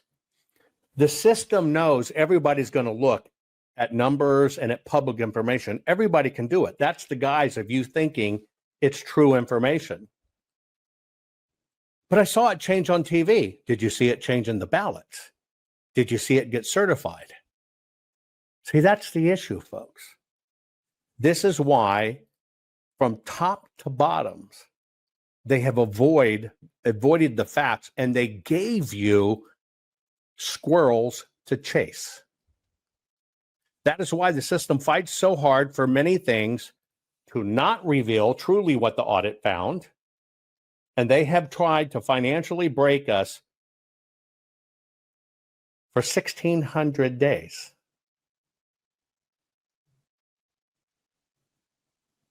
We thought it was just going to be a simple audit. We do what we do. Here it is. We've learned so much more. No, it's not just a simple audit. It's not just a simple audit. People actually come to you and say, well, we looked at 2014 census data, and I looked at the numbers from the public files of one county, and when I look at that, what I learned in COVID or whatever, I see it's a 6-degree polynomial, and here it is. Who's ever told you, check my work? We've got 20,895,610 digital and forensic images of varying formats. We've got 208 million evidence proof files. We did 58 billion forensic measurements alone, which required 2 trillion individual base computations. And by the way, it's all in perfect chain of custody and can be repeated, tested, verified, cross-verified, and none of it's created by us because it's just the numbers the county said was right They said these are the ballots, so let's just look at the ballots and what do they tell us?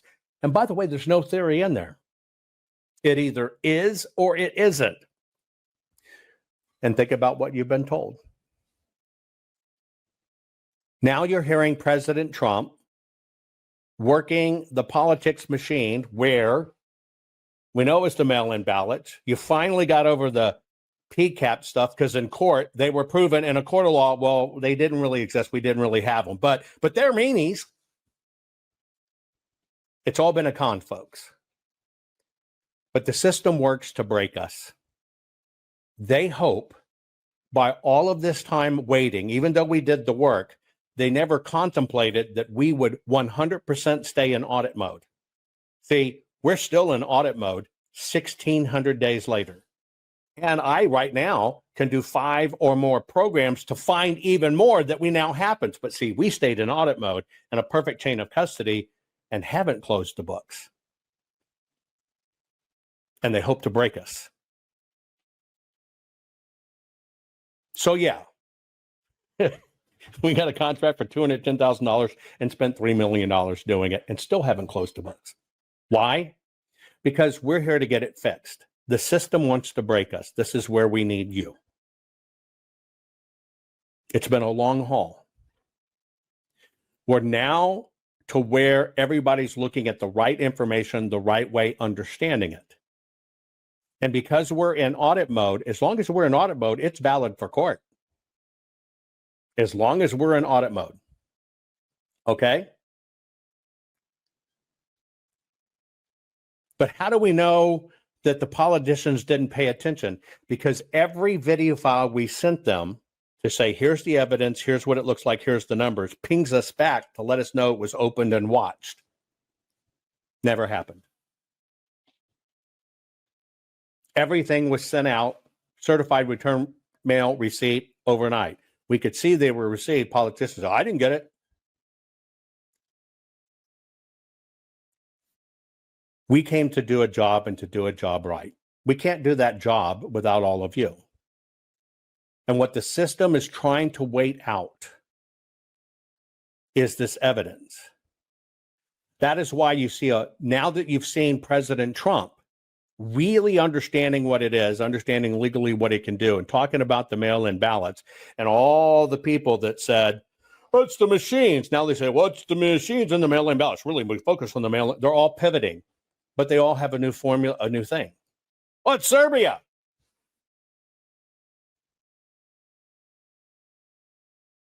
We're in a war, folks. It's the best work my team and myself have done in our entire life. Think about how many people have attacked that. Think about people that said, oh, that thing about them using multiple types of paper to print ballots, that's just not true. I heard that when I went to the audit, say, well, that's not true. I can show you 1,000 people that touch those papers that say all the same things. 2,000 people gave weeks and weeks and weeks and weeks of their time to get this done. And then you see all the transactional data from it. That's what the system must ignore. We can't let it fade. But this has pushed us to our limits. This has pushed us to our limits. And this is where we need you. This is where we need you to save the evidence from 2020. That's the way it works. We're here to win. I'm going to, even as hard as it seems, I'm going to teach you how to win. But you got to throw everything you think is right out. You got to throw everything that's been crapped in your cranium. And you've got to understand the procedures. We're the only ones in the world that have it, can prove it.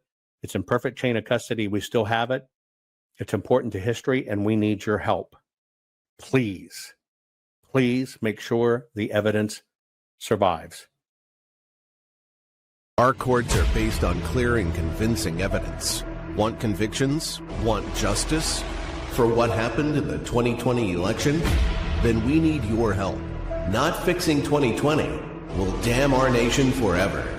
The decision you make in the next few moments could decide whether we ever get our elections fixed or not. Here's why. Trump campaign and allies file 64 different lawsuits. They all went down in flames. 100% of these cases were presented on "It's the Machines," or "The Machines changed the votes," or "The voting company executive said he would make sure Donald J. Trump would not win." They all went down in flames. Why? You can't bring theories to court as evidence. No supposed Zoom call or six-degree polynomial math theory or census data is or ever will be proof of fraud. You can't bring theories to court as evidence. Here's why. In both civil and criminal law, the side making a claim carries the burden of proof, and prosecutors must prove guilt beyond a reasonable doubt. Without physical or otherwise verifiable evidence, a case cannot meet this high threshold. Physical evidence is the key. The question is, did anyone get relevant, reliable, provable, testable, and duplicatable evidence of what really happened in the 2020 general election? And the answer is yes, absolutely. The full forensic audit of Maricopa County, Arizona is the only evidence-gathering work which gathered relevant, reliable, provable, testable, and duplicatable evidence of what really happened in the 2020 general election. Evidence so damning that the system, the deep state, and those who pull the strings of this country have fought to keep it hidden and have hoped to have it be forgotten to time. Almost $3 million invested in time, funds, and efforts to unlock that which the system wanted hidden. But now, that evidence is in danger of being lost forever. So if you want what happened in the 2020 election fixed, then we need your help. Please donate to protect and secure this historic evidence. With the 2026 midterms coming up, the system is going to try to lame duck President Trump and then most likely introduce new impeachment proceedings. This is the evidence which will help win the war which is surely to come. We need to keep Maricopa County full forensic investigation and archive secure and ongoing. So if you want what happened in the 2020 election fixed, then we need your help. Please donate to protect and secure this historic evidence. We need your help securing the full forensic audit archives. Don't allow the only testable, objective, and reliable 2020 election evidence fall into obscurity. Millions were spent on getting it documented and tested. This is historic evidence. Not fixing 2020 will damn our nation forever. The historic Maricopa County full forensic audit effort processed 20,895,610 digital and forensic images of varying formats, resulted in 208 million individual evidence-proof files. The system processed over 58 billion forensic measurements, resulting in over 2 trillion individual base computations. No hopium, no hype, just hardcore forensic evidence. Please make sure the Maricopa County full forensic audit archives survive. Donate now. So if you want what happened in the 2020 election fixed, then please donate to protect and secure this historic evidence. We can't do it without you. We need you. America needs you. Our future needs you. Please donate now. Not fixing 2020 will damn our nation forever. Please donate now. Hey, folks, welcome to the program. This is part 2. I did part 1 called Prosecutable Criminal Evidence in Elections. This is part 2. Let me tell you why I'm doing this. Many people are, befuddled, upset, angered at why have there been no convictions regarding all of the nefarious things that we saw happen or we were told happen with the 2020 election, because we all know that the 2020 election went upside down. By the way, will you do me a favor and will you please share this program right now? Share it across all platforms. Because what I'm trying to do is I'm trying to bridge the education gap so you can understand what's going on. And I'm telling you, if it's just like the first one or subsequent ones that will come, you're going to be pissed off when I show you things. But my job is to make you the smartest patriot in the room. Here's the deal. You do understand that deep state, left, CIA, or whatever, part of deception is getting people to look away, to look at the wrong things, to, well, swap their beliefs with a belief system that will never get these things fixed. I personally believe that is what has happened. I personally believe a lot of things that happened regarding the 2020 election were planned and orchestrated. Let me just use this general rule of thumb. I want you to think about it for a moment. If all of the nefarious powers that be, deep state, CIA, or whatever, were going to attempt to overthrow our country and get control of everything, do you think they would leave any stone unturned? Just a question. Do you think it would be a quick operation, in and out, just do one thing? Or do you think it would be a very long-term strategic play and that they would have covered all of their bases?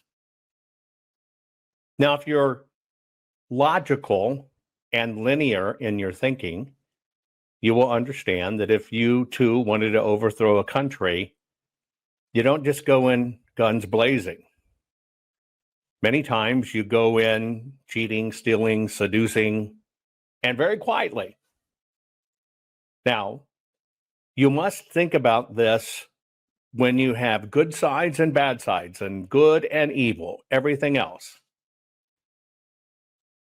If you really want to win the fight and you want to take over a country, do you just rig an election? Think about that for a moment. You've got a country worth hundreds of trillions, let's say $400 trillion. And even if you could just control the people and you get a little bitty percentage override of that, you understand how much money that is, right? Now, put this into context. The country you want to take over is the most armed country in the world.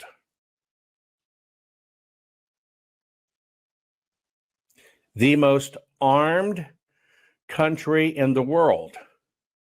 The most mobile country in the world. The most socially addicted, tied into information country in the world.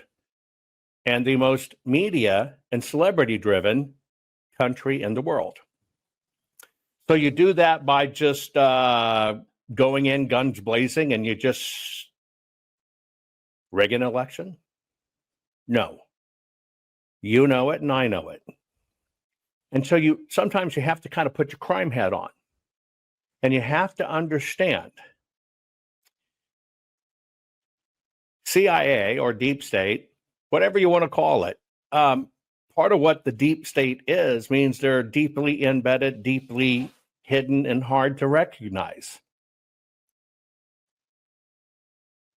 They're not going to walk around with a red star on their head or something like that, or, hey, t-shirt, I'm deep state. That's not how it works. It's very subtle, and they infiltrate, and they take over. But the number one battle they fight for, and the number one battle they don't want to have, kind of go together. See, if they don't want to have an armed confrontation with the most armed country in the world, then you have to conquer people's minds. I've always told you the battlefield is exactly a half inch right there, getting through your forehead to your brain. And so that's why I'm doing this series, because you need to understand it is literally us against the system. There is no left. There is no right. There's only overlords who move us around like pawns. So in doing the series, I hope to help you understand, not only from a legal standpoint, some of the things that you have to look at, but also understand when you get this, when you understand what was done, you're going to get a more appropriate picture of who the real bad guys are. And it's not going to be the people you think it is. Because, see, this was a war of disinformation. This was a war of the mind. And that's why we're going to cover in this series. This is part 2. I already did part 1, right? In this series, we're going to talk about what is prosecutable criminal evidence. Prosecutable criminal evidence. Now, this is exceptionally key because one of the things I'm going to do is to take you through how all of this works and what you need to know. And sometimes people don't even understand some of how the basic things of this work, right? Let me read this to you. Expert testimony is only allowed if it's based on, now pay attention, reliable, duplicatable methodology applied to actual evidence. One more time. Expert testimony is only allowed if it is based on reliable, testable, or repeatable methodologies applied to actual evidence. Now that means in a court of law, if you want anything to be done, anything to be adjudicated, anything to be prosecuted, you have to understand the rules of engagement. Now, any thing that you're going to present in court is going to require that it's testable, objective, repeatable, reliable. Those are the facts. Now, why am I even doing this? And I'm just going to kind of give you a recap just so you understand. When all of this broke out in 2020, look, we knew something was coming when they stopped counting. Of course, it was pandemic year. But there were 64 lawsuits filed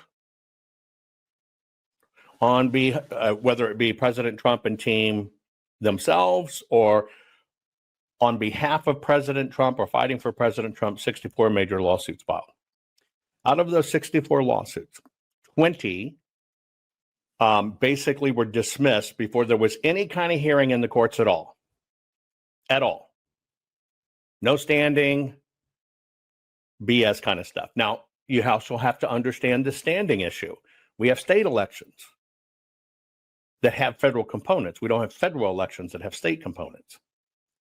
And so many attorneys did a leapfrog trying to get it right to the federal level as quick as they could, because you got to go through the process, state, federal, Supreme Court. Major flaw. But another thing in those cases is all of those cases predominantly mimicked things that were going on at the time. The machines changed the vote. It's the machines. One of the election company executives says, don't worry about Trump. You know, we got it fixed. Don't worry about it. They all carried things in them that were going on in the media at the time. They were all seeded with that. Now, what that did is those 20 immediately went away. The next 30 lawsuits did get some measure of court appearance or hearing or what with them. All of them. All of them.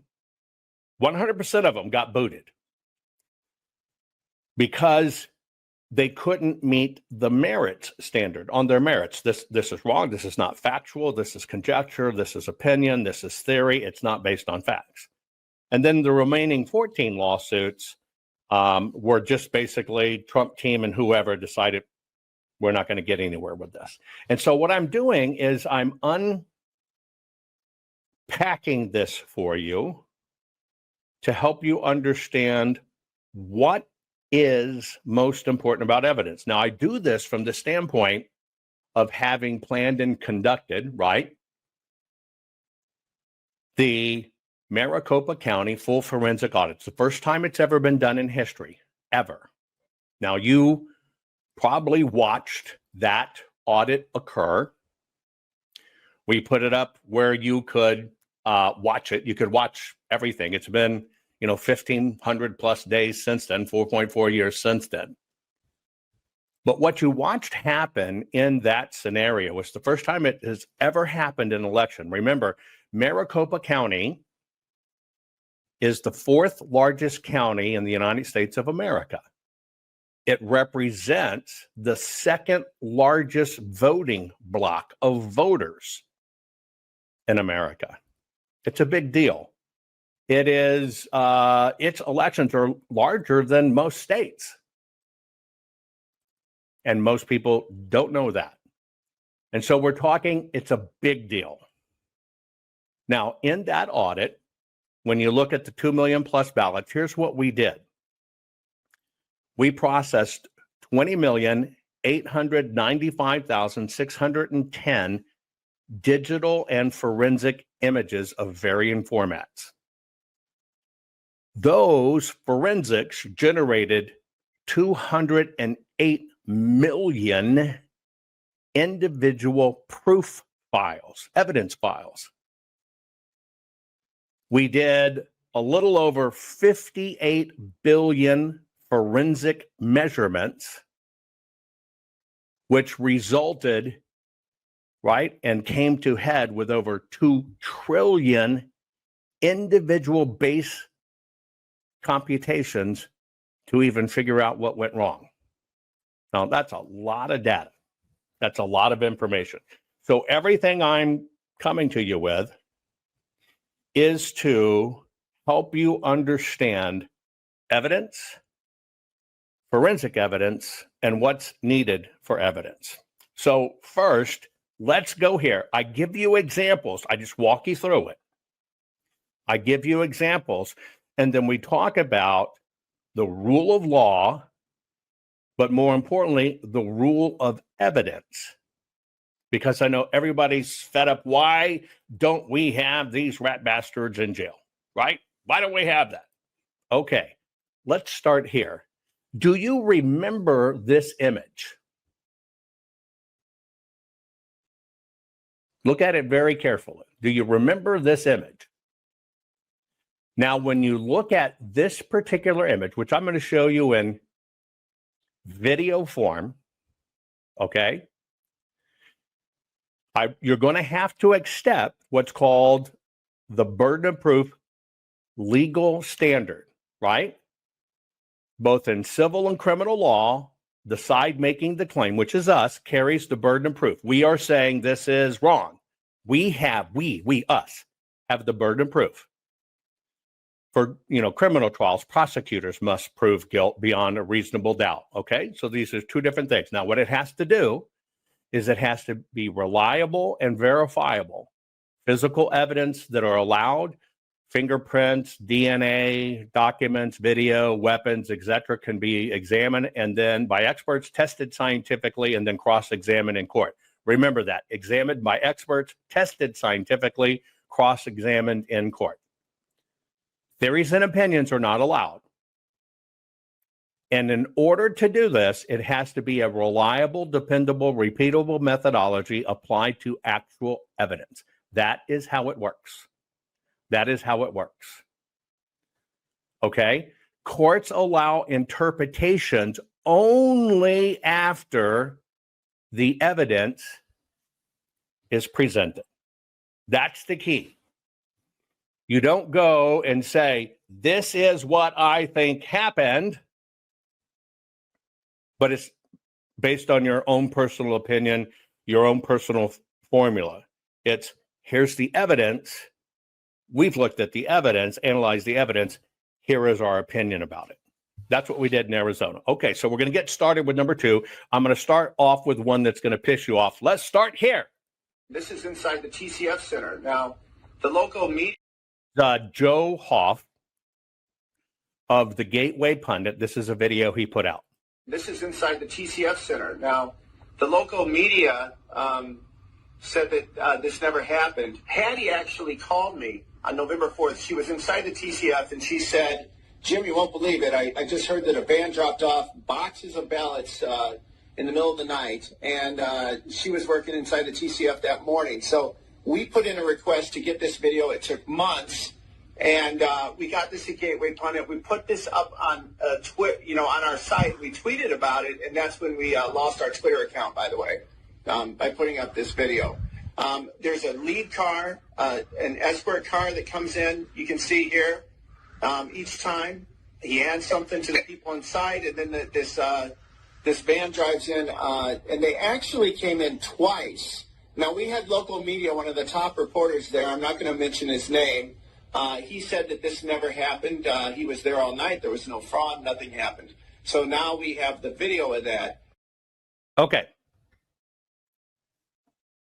Put your emotions,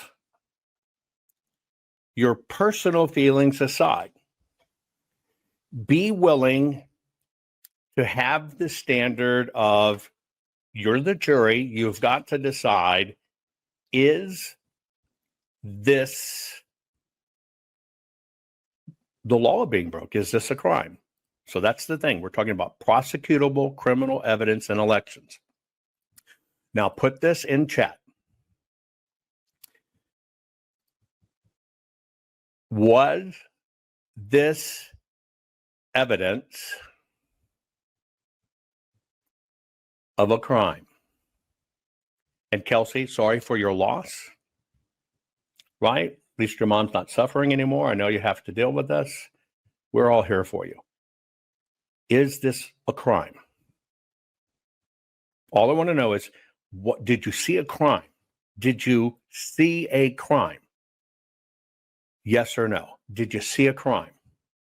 Be honest. Now, you know I'm kind of unpacking these things, right? But I want to know where you stood before I showed you what it was, or where you stood when it came out. Did you think that was a crime? Did you think you witnessed a crime? Because remember, we're trying to stop this. And we're trying to make sure that we have prosecutable criminal evidence in elections. I'm going to let you watch it one more time. The thing in question is these late night ballot drops. Okay? Watch the video as it occurs, and then let's unpack it. This is inside the TCF Center. Now, the local media said that this never happened. Hattie actually called me on November 4th. She was inside the TCF, and she said, Jim, you won't believe it. I just heard that a van dropped off boxes of ballots in the middle of the night, and she was working inside the TCF that morning. So we put in a request to get this video. It took months, and we got this at Gateway Pundit. We put this up on on our site. We tweeted about it, and that's when we lost our Twitter account, by the way, by putting up this video. There's a lead car, an escort car that comes in. You can see here. Each time he adds something to the people inside, and then this van drives in, and they actually came in twice. Now, we had local media, one of the top reporters there, I'm not going to mention his name, he said that this never happened. He was there all night. There was no fraud. Nothing happened. So now we have the video of that. Okay. I want you to put in chat what you saw. Two things. This is your exercise. And you might want to write this down in pencil, paper too. Okay. Put in chat. Pay attention, folks. Okay? Because if you don't know how they do it to you, you can't fight against it. Put in chat. What did you see? Where was it? What did you see? Where was it? Now, I know many of you are saying, and we'll deal with this, don't let me forget it. Some are saying, look, the election was over at midnight. And so it should be a crime of military ballots. While you're putting in chat, what did you see and where is it? Let me address that one, okay? Okay. Number one. What does the election over mean? The election was over at 8 p.m. What does the election being over mean? Not fixing 2020 will damn our nation forever. The historic Maricopa County full forensic audit effort processed 20,895,610 digital and forensic images of varying formats, resulted in 208 million individual evidence-proof files. The system processed over 58 billion forensic measurements, resulting in over 2 trillion individual base computations. No hopium, no hype, just hardcore forensic evidence. Please make sure the Maricopa County Full Forensic Audit Archives survive. Donate now. So if you want what happened in the 2020 election fixed, then please donate to protect and secure this historic evidence. We can't do it without you. We need you. America needs you. Our future needs you. Please donate now. What does the election being over mean? Put it in chat. Again, folks, go through the drill, learn. You know, I'm like anyone else. I'm tired of us getting our ass kicked. And unless we adopt standards, because this is going to happen again, folks, it's coming. All we're going to do is get our ass kicked. Okay? When was the election over? Now, most people think no more ballots should come in. That's wrong. See, the definition of an election being over only means the polls are closed. Here you go. People are getting it. It means no more ballots cast. Doesn't mean no more voting. It means no more ballots cast. All that the end of the election being 8 p.m., all it means, right? All it means is no more votes cast. Now, there is a technicality. If 8 p.m. comes and there's people in line, they don't say, sorry, we can't accept your vote. That's not how it works. Now, see, everybody's saying, well, if the poll closes at 8 p.m., there shouldn't be any more votes. That's not how it is. That's not the rule of law. So the close of election, folks, first off, only means, right? No more original cast votes. So I asked you in the video, what did you see? And by the way, casting a ballot and the votes counting are two different things. In fact, your legal right is to cast a ballot. That's the right you have. The right to cast a ballot. Only one state actually has in their laws, you have the right to cast a ballot and for that ballot to be counted. Interesting. So here's what I asked you. I asked you in the video, what did you see? And the answer was ballot boxes being delivered after hours at the TCF Center in downtown Detroit. Okay? I'm going to let you watch it again. Tell me what you see. This is inside the TCF Center. Now, the local media said that this never happened. Hattie actually called me on November 4th. She was inside the TCF, and she said, Jim, you won't believe it. I just heard that a van dropped off boxes of ballots in the middle of the night, and she was working inside the TCF that morning. So we put in a request to get this video. It took months, and we got this at Gateway Pundit. We put this up on on our site. We tweeted about it, and that's when we lost our Twitter account, by the way, by putting up this video. There's a lead car, an escort car that comes in. You can see here each time he hands something to the people inside, and then this van drives in, and they actually came in twice. Now, we had local media, one of the top reporters there, I'm not going to mention his name, he said that this never happened. He was there all night. There was no fraud. Nothing happened. So now we have the video of that. Okay. What did you see? Now, most people would say we saw ballot boxes being delivered after hours at the TCF Center in downtown Detroit. Is that what you saw?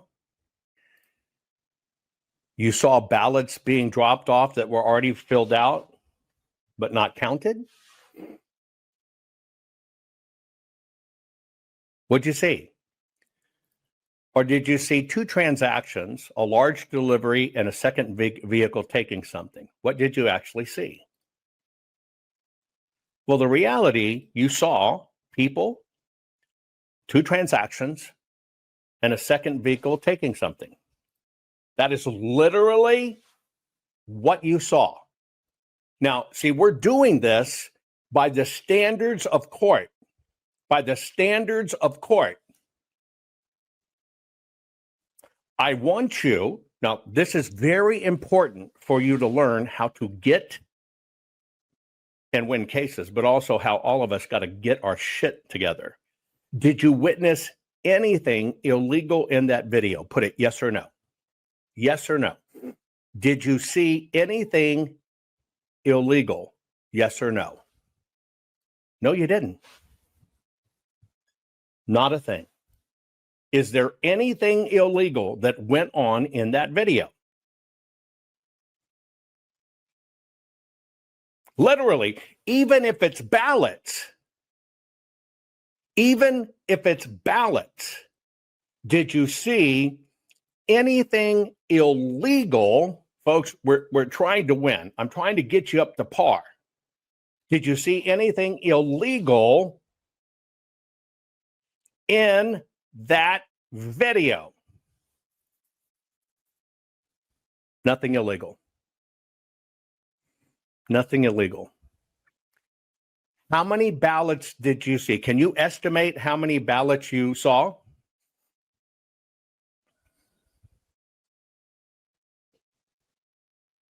Can you estimate how many ballots you saw? Put it in chat. You're right, you can't, because you didn't see a single ballot. I'm going to play it back. And I want you to tell me about what time code, right, in the play. Watch your clock and everything. Tell me where you saw the ballots. Get ready. Here we go. This is inside the TCF Center. Okay. Now, are we seeing ballots media, here? No. Said that, did we see ballots here with the white van pulling up? On November 4th, no. She was inside the TCF, and did we see ballots there looking in the van? That a van dropped off boxes of ballots in the middle of the night. And are you there? Is that the ballots? That morning. So we put in a request to get. How many ballots did you see? Not a one. Not a one. Remember, I am putting you in the seat by law. By law.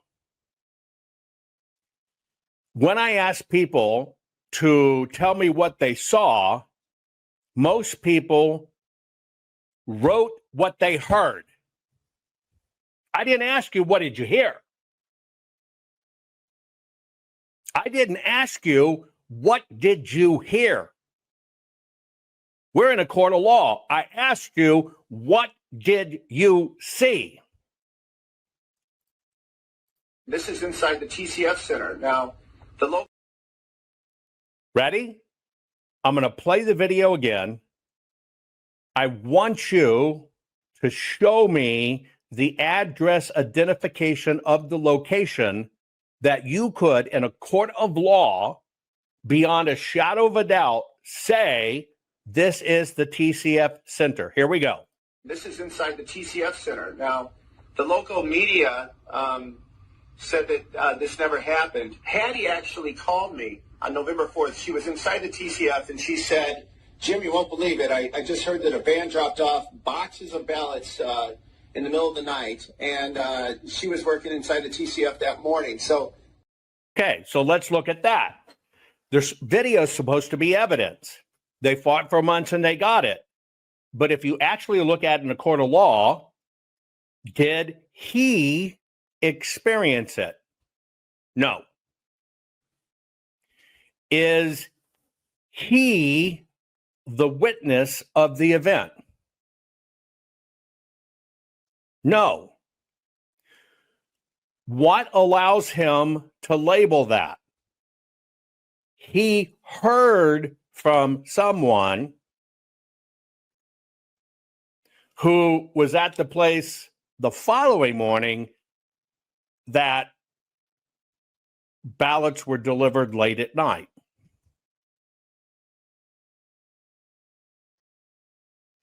What you saw was something being taken out of a van, looks like parking or underground parking, taking inside.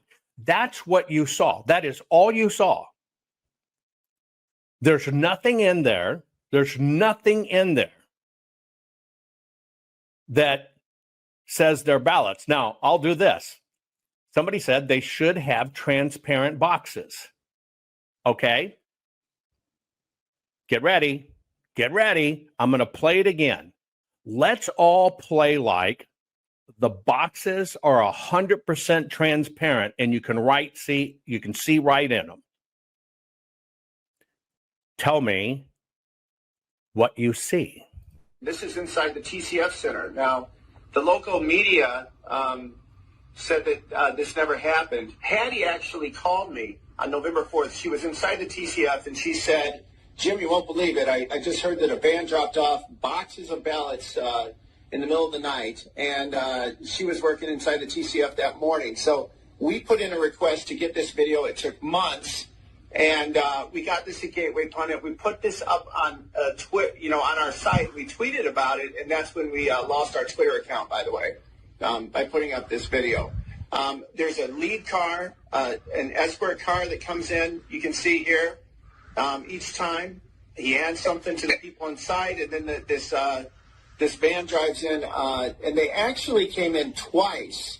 Now, we had local media, one of the top reporters there, I'm not going to mention his name, he said that this never happened. He was there all night. There was no fraud. Nothing happened. So now we have the video of that. Ready? Even if those boxes were transparent, we're doing this by a court of law. What would you see? Put it in chat. And I want you to understand, what would you see? Yeah, and you're right. A person walking towards a murder scene doesn't prove they know or they committed the murder. So let me just break this down for you. Even if those boxes were transparent, in a court of law, all you could say is, I saw something in it. Even if you got a close look, you would say, I saw ballot packets. Because see, here's the real deal. With those being the ballot packets, which you assume have a ballot and a return envelope inside one case, or it's a return security envelope, which you can't see through, it should have a ballot inside. But did you see ballots being delivered? See, you didn't. You did not. Not fixing 2020 will damn our nation forever. The historic Maricopa County full forensic audit effort processed 20,895,610 digital and forensic images of varying formats, resulted in 208 million individual evidence-proof files. The system processed over 58 billion forensic measurements, resulting in over 2 trillion individual base computations. No hopium, no hype, just hardcore forensic evidence. Please make sure the Maricopa County Full Forensic Audit Archives survive. Donate now. So if you want what happened in the 2020 election fixed, then please donate to protect and secure this historic evidence. We can't do it without you. We need you. America needs you. Our future needs you. Please donate now. But did you see ballots being delivered? See, you didn't. You did not. This is where we lose. And this is part of what happened. Now, I want to let you know, I believe it's all bullshit. But see, we're not talking about what we believe. What we're talking about is how do we present and get prosecutable criminal evidence in elections. And the bottom line, in the eyes of the court, you were told what to believe. Now, by rule of law, if in fact they have a sign in and sign out somewhere with security, now you got a piece of paper that can confirm the delivery. You got video. Do you have the delivery sheets? You saw what I'm saying? The court only operates off of irrefutable proof. Now, this is why I have to get you to understand this, because the reason we lost is because the courts must have evidence. There is a hard evidence rule law. And evidence is testable, objective, repeatable, and reliable. Theories and opinions can help explain evidence, but they cannot replace it. Now, this is how the law is set up to protect truth-seeking and the rights of the accused. That's the bottom line. That is what all of this is about. If you were intellectually honest, you got told what that was, which is going to lead me to the second one, but I'll show you, okay? Again, I'm doing this in bite-sized pieces so you can unpack this, you can get your brain around it, and we can be better at what we have to be better at, because it's going to happen again. It's coming in midterms 26. It's coming. Okay? And we cannot let the same mistakes happen. And by the way, the court of public opinion is totally different than the law.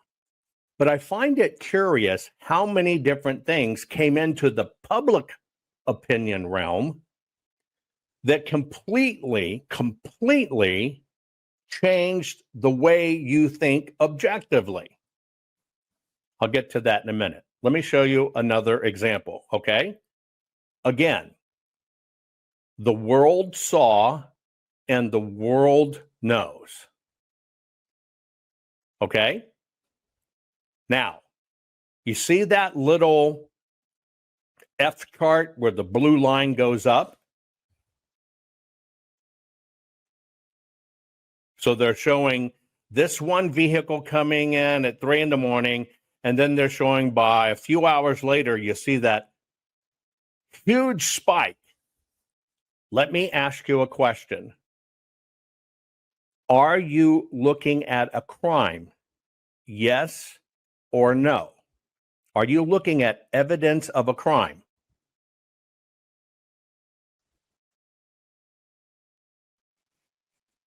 And you're right. The judges have to follow rule of law, even when they may think the same as the witness.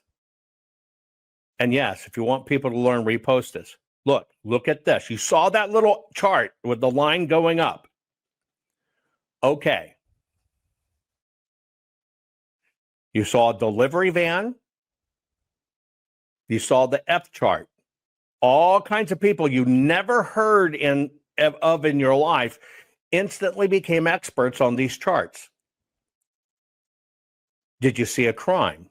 No, this is theory that somebody released as a meme. I want you to be honest. I want you to be honest. Now, here's what you can verify. Ready? You can actually verify in a court of law that that video was in fact provided by the TCF Center. Can you or can you not? Yes, you can, because there would be a FOIA request, right? So you can at least validate it's them saying it came from the TCF Center. You could look at data, right, and see that sharp spark. Okay, ready? At what time do they must counted all ballots?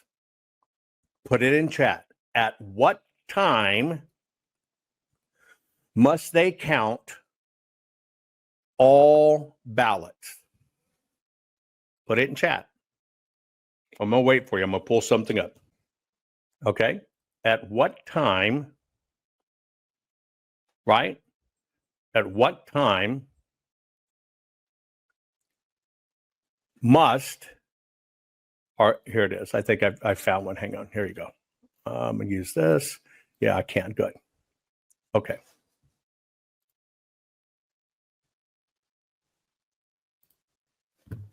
There is no time. You know how they know when the ballots are done counting? When they report they have counted the last ballot. Now, everybody showed you, and I'm going to show you this. Let me get my screen. And you have to, we're basically covering rule of law, folks. We're basically covering why did we get our asses handed to us. Okay, so let me get this up. See that line right there? Okay. Now here's the question. Let's say that spike in the blue line occurred within relative time frame of the delivery of whatever it was. So here's the question. Does this, now that you see this, and now you match it with a delivery, okay? And you match it with a delivery, just like this does. Did you see a crime? Very simple question. When you see that spike, okay? Did you see a crime?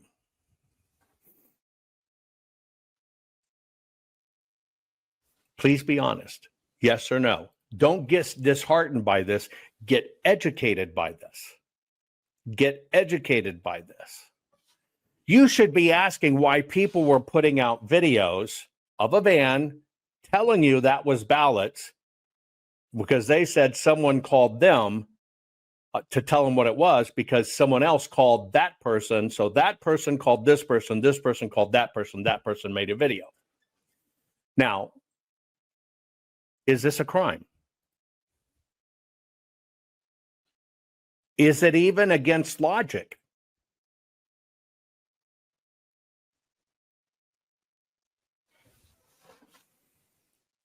Different question. Does this even defy logic? Here it is, even bigger on the screen. Oops, Does this even defy logic? Be honest. Does this defy logic? Well, see, everybody says, yes, whatever, can be, whatever. But here's the question.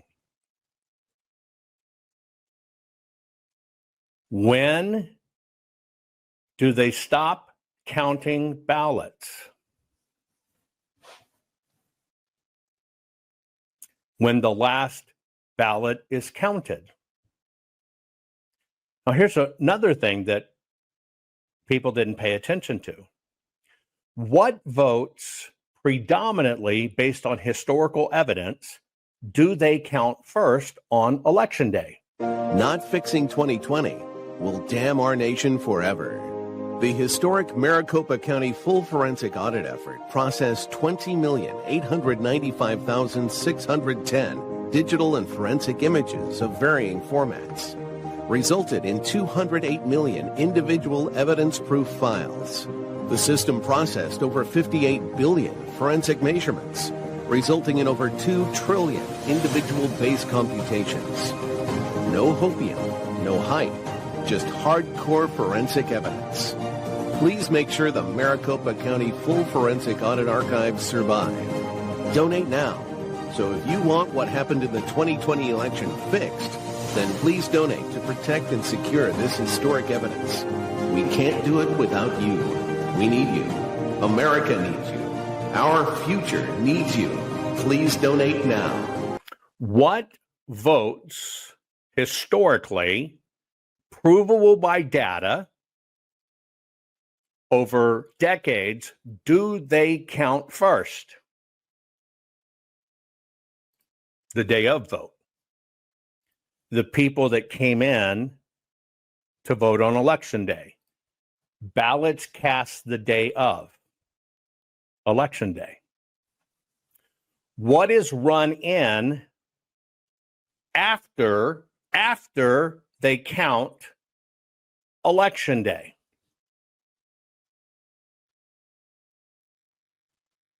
Anything that was an election. So now I'll go back to the screen. You understand that what this is not an insertion of votes, etc. This is when the tally cards get run in because they're counting Election Day first, which is the arc.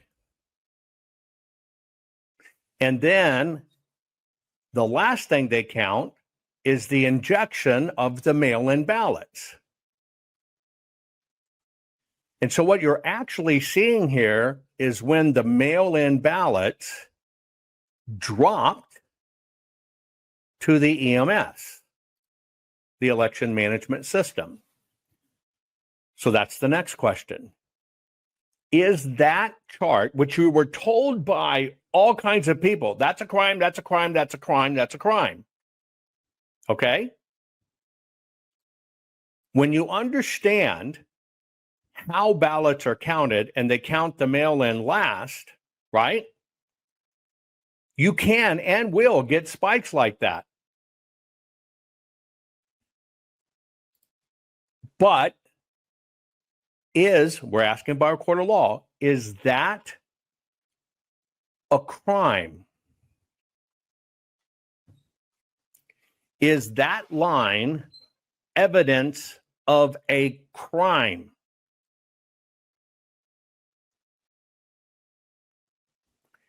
Is that exaggeration on the line, when you see it, is that evidence of a crime?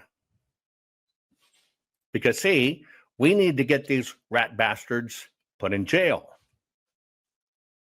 Is that evidence of a crime?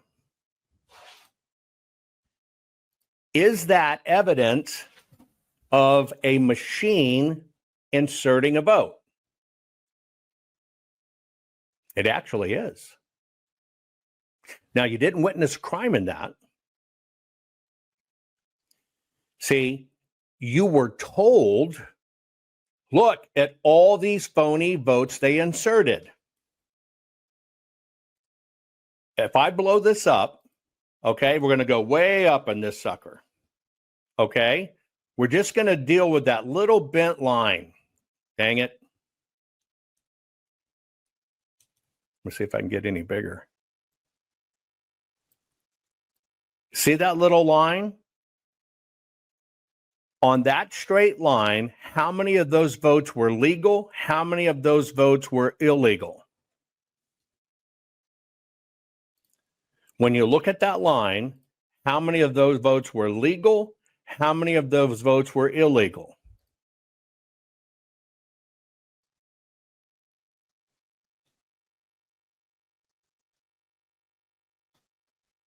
If you answer honestly, you have no freaking idea.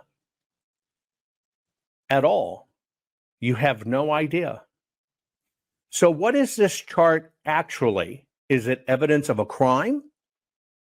Or is it basically a recreation of the time stamping of when ballots made it to the tally? That's it. So you get, that's it. What you're seeing here is when ballots were tallied.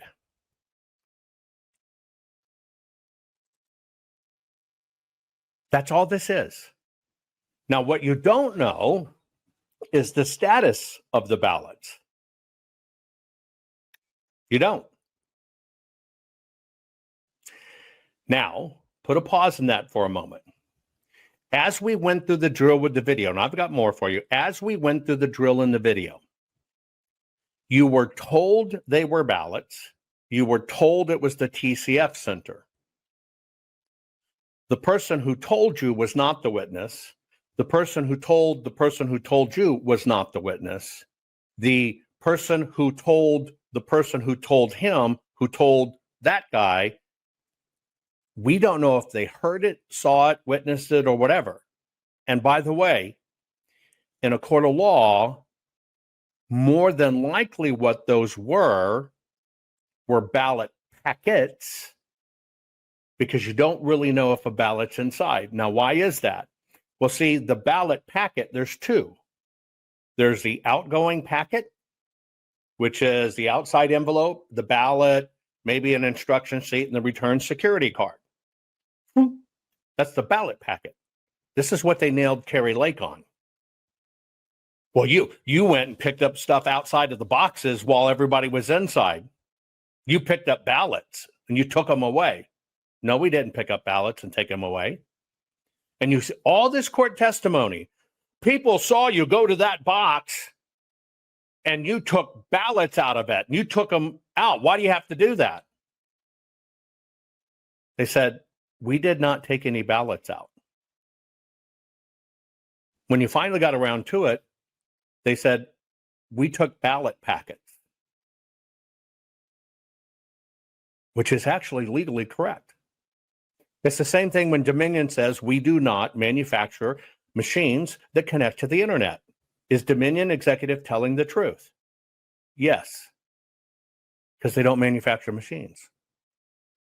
They're a software company. And so, see, when Richter in Arizona said, we didn't pick up ballots, we picked up ballot packets, he's actually telling the truth. See, because until they reopen that envelope, they don't know if a ballot's in there. That's why words matter. But if we go back to this chart, where'd you get your words?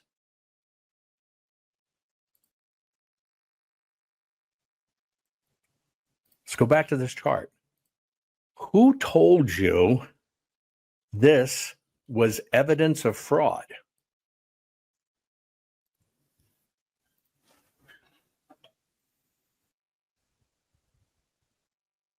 Think about it. Who told you that was evidence of fraud and that was fraudulent ballots being stuck in the system?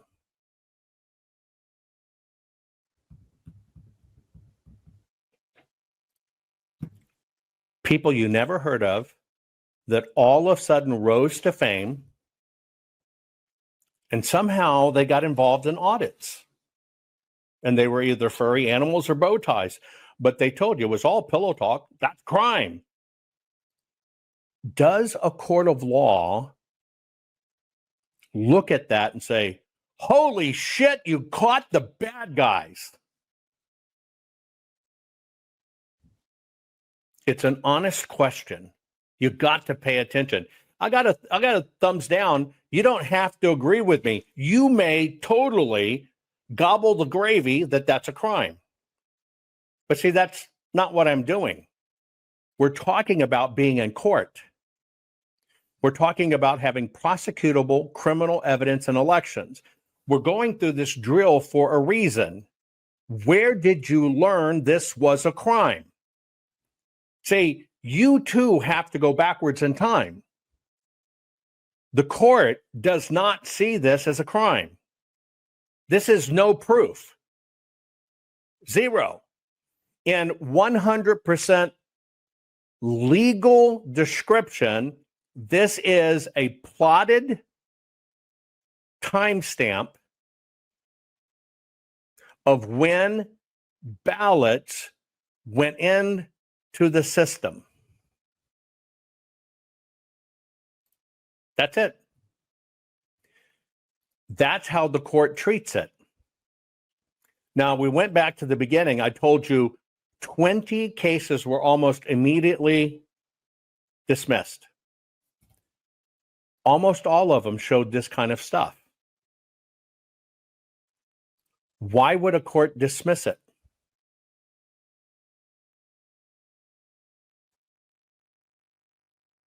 Why would a court dismiss it?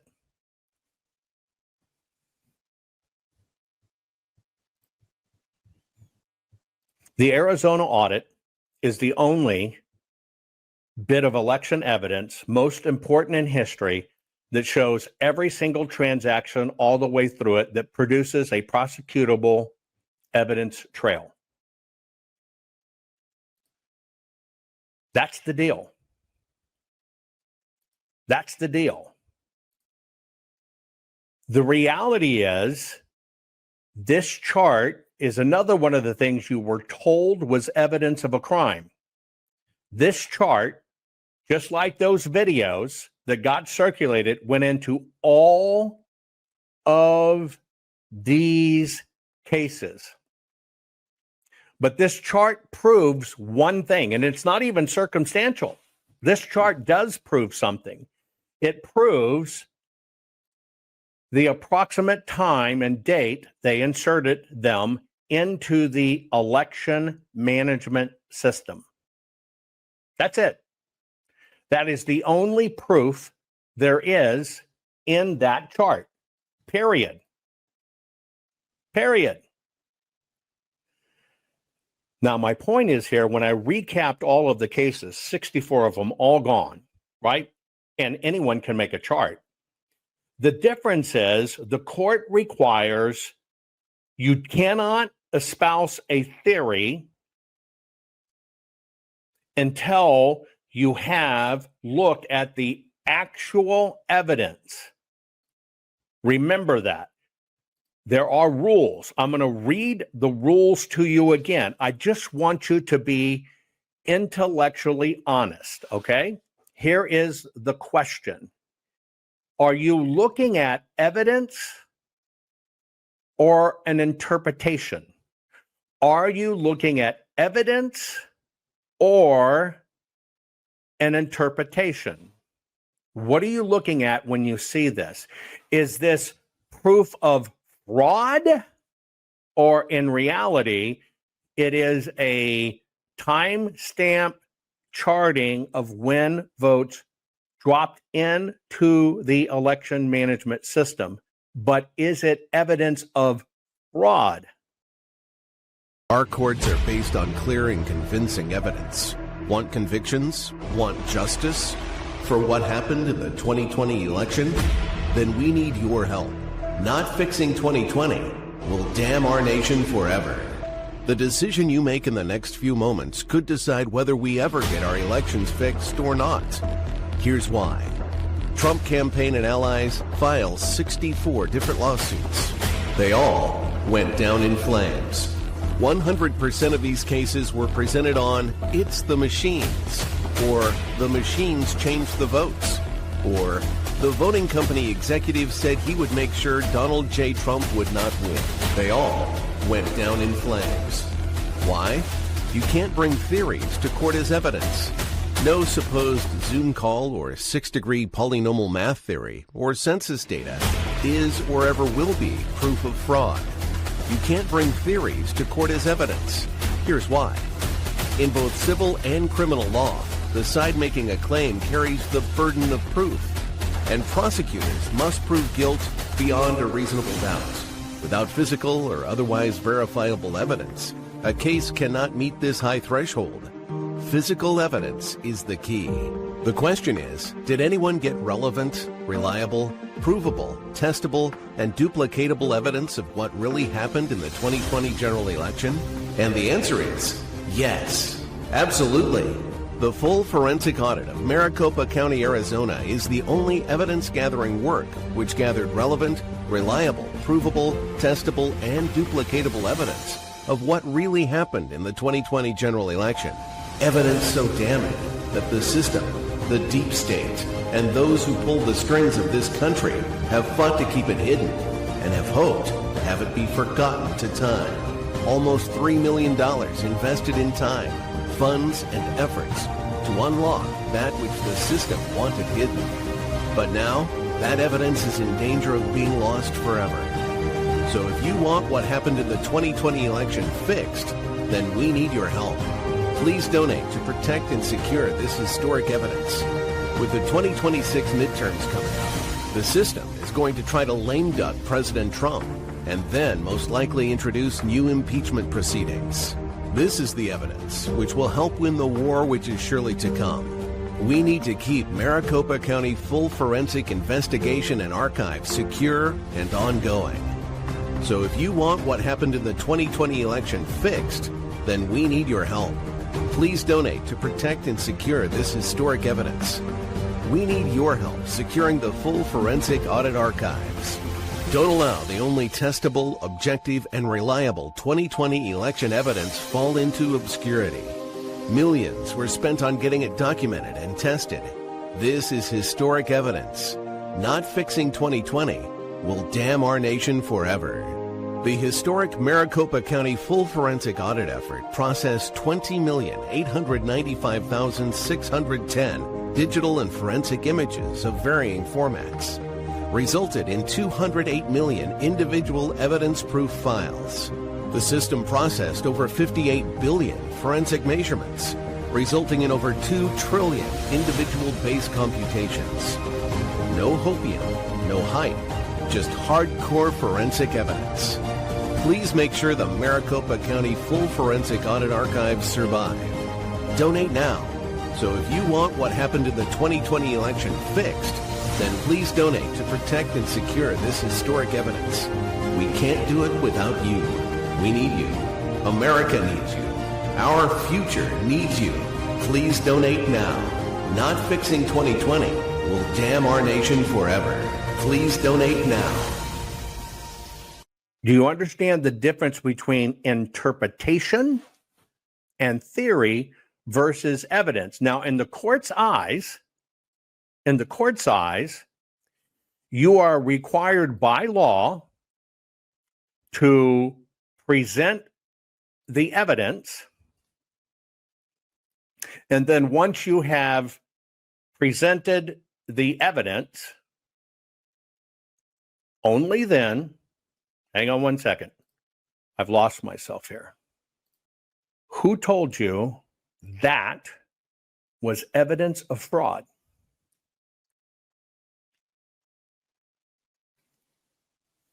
Some podcaster. That's it. And then the supposed charter of that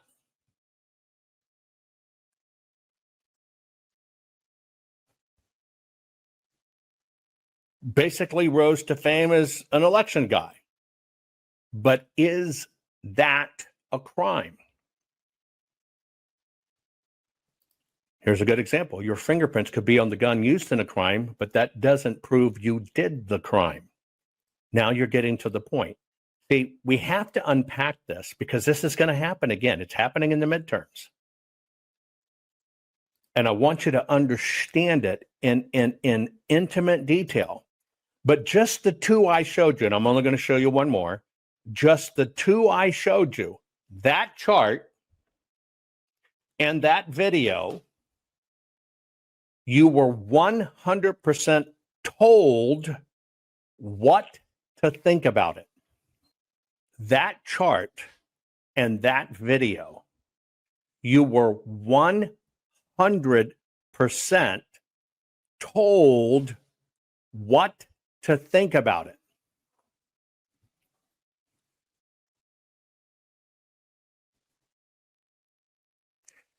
Therefore, your belief systems were modified.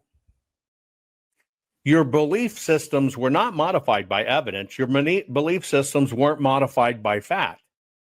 For the 2020 election and all of that stuff, just like the mainstream media did to us, folks, you were told what to believe about that video and about that chart.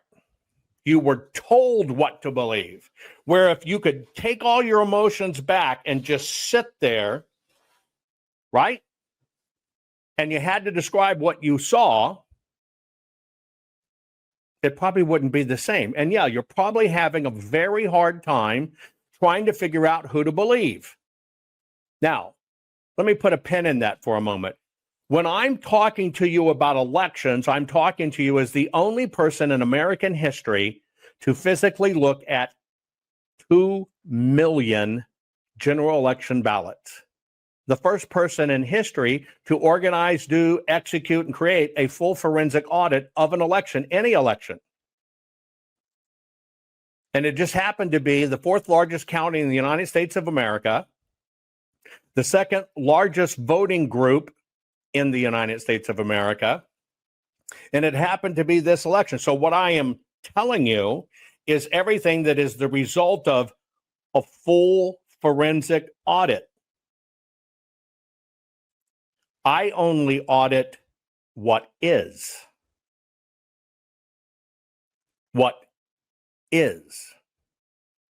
And once you figure out what it is, then you can make an interpretation. But here's the question. If you honestly ask yourself, where did my belief system come from? You were given that by media somewhere.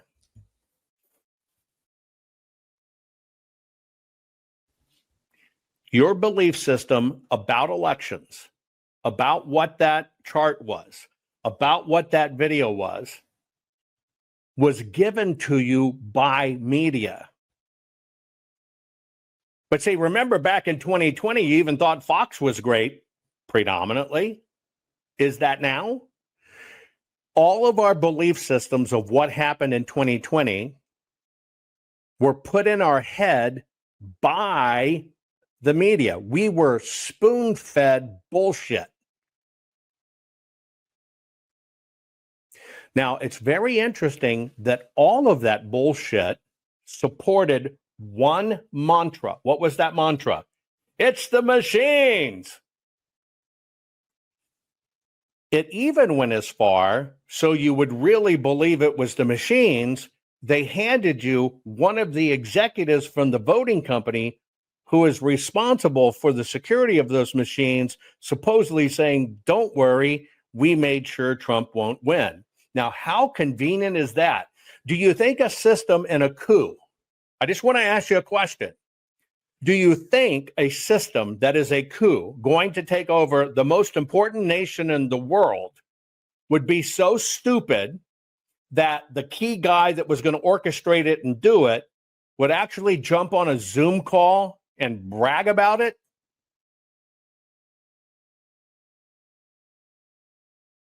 Just an honest question. I even told you, I started telling you years ago, Soros is not the bad guy. He's just the person that agreed, I'll let people hate me as long as the money's good. And then you find out after Doge that all that money he was investing in these countries came from us as taxpayers. Our government gave him the money. He turned around and used that money against us. So again, when I said at the beginning, all I'm giving you is when it literally comes to court, you have to have prosecutable criminal evidence in elections. Everything you think you know or bought from elections, sans me, comes from a group of people who told you what to think. They didn't show you what to think. They told you what to think. Now, here's what I find interesting. All of these theories broke at the same time. If we were investigating it, isn't it interesting that all the theories came about at the same time? It's rigged by the voting machine company software executives. Look at that spike. Oh, they're delivering ballots. That F means inserted fraud. Now, let me show you the last one we're going to cover. Okay? Ready? You probably saw this. Do you remember this? What were you told? And put honestly.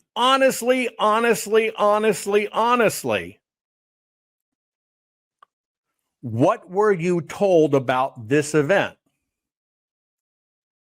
At the same time, when everybody with the 17th letter of the alphabet saying, don't worry, it's all sting operation, we're good. We're 4.4 years past that. Who got arrested? Who got guillotined? Who got whatever? Okay, what were you told about this? You were told this was vote flipping. You were told this was fraud. You were told they changed the votes and you saw it live on TV. Right? That's what you were told. It's the machines. See, here's the difference. You're right. Things look different in a courtroom. This proves that they took the vote. They swapped that. Not fixing 2020 will damn our nation forever. The historic Maricopa County full forensic audit effort processed 20,895,610 digital and forensic images of varying formats, resulted in 208 million individual evidence-proof files. The system processed over 58 billion forensic measurements, resulting in over 2 trillion individual base computations. No hopium, no hype, just hardcore forensic evidence. Please make sure the Maricopa County Full Forensic Audit Archives survive. Donate now. So if you want what happened in the 2020 election fixed, then please donate to protect and secure this historic evidence. We can't do it without you. We need you. America needs you. Our future needs you. Please donate now. This proves that they took the vote. They swapped that. Okay. And the January 6ers got arrested. You have to understand all of this has been psychological warfare to keep you from seeing the actual paper-based, which the court requires, prosecutable evidence. While everybody got smothered by a pillow and you were told what to believe, only one thing found out what it was.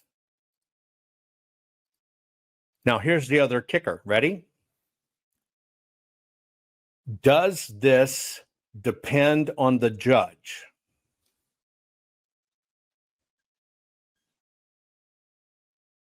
Put it in chat. Does this depend on the judge? Before I show you the TV stuff. Answer it honestly. Does all of this depend on the judge? Some say no, some say yes. I'm telling you, it depends on the law. And if you make the mistake in your filing saying, we have proof the votes were changed, here's our proof. What did you just allow the judge to do? Ready? If you came into court with something like this and said, here's our proof, they changed the votes. What did you give the judge in this case the ability to do?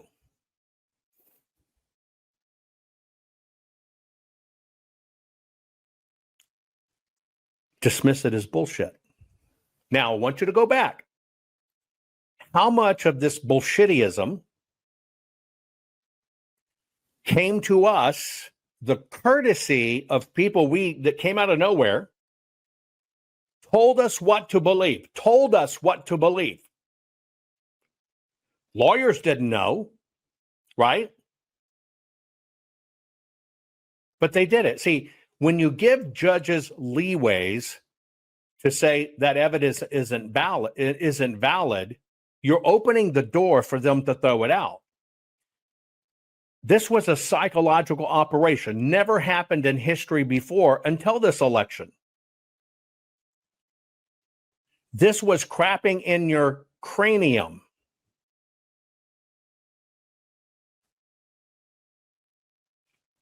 And everybody took this as gospel. Let me show you some of the videos that were put out. First, here, I'll give you a simple test. Ready? I'm going to play a video. It's 16 seconds long. Tell me if you see fraud. Ready?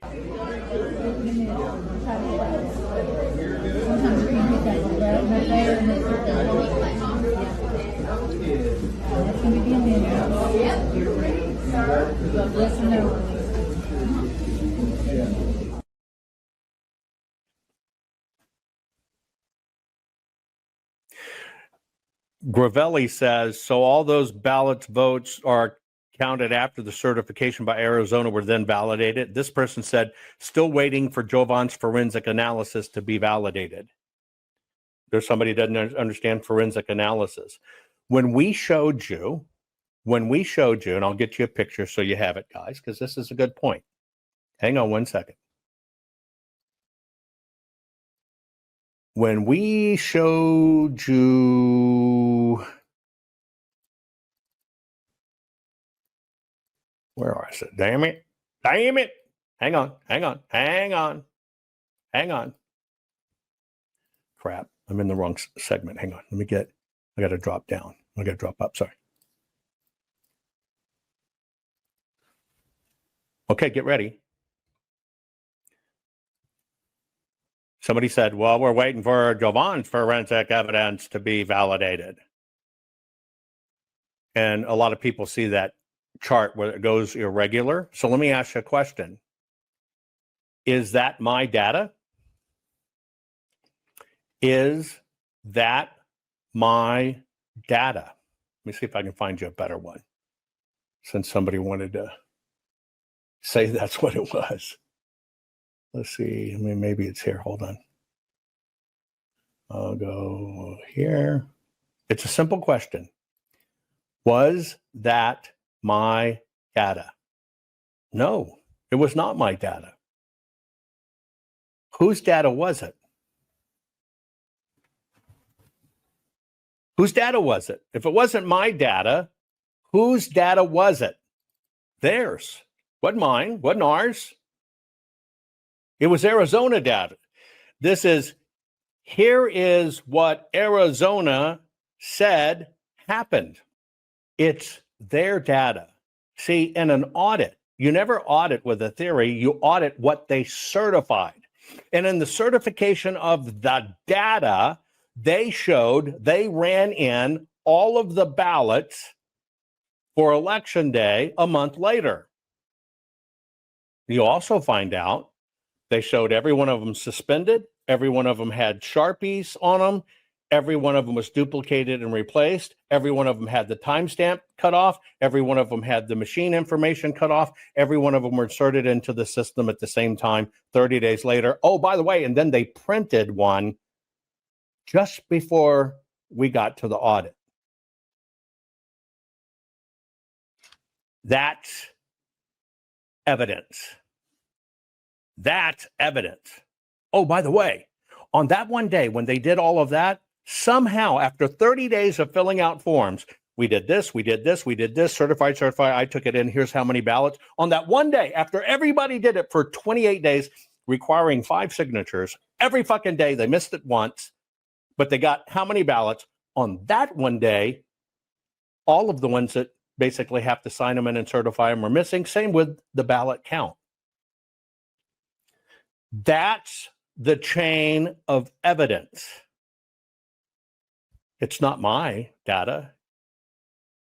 It's their data. See, you've gotten so hardcore to even think that, well, somebody just creates it. No, the created narrative you got sold was other people telling you crap. We only told you binary. This is what happened according to their records. That's it. That's it. Now, do you understand why they don't want you to see that data? Because it's the only one that meets the rules of evidence. That's it. That's it. So you can say what you want, but I guarantee you, you're just repeating what other people said on podcast that were probably paid to say it. And this is why the protection of this data is so freaking important. They want this data to go away.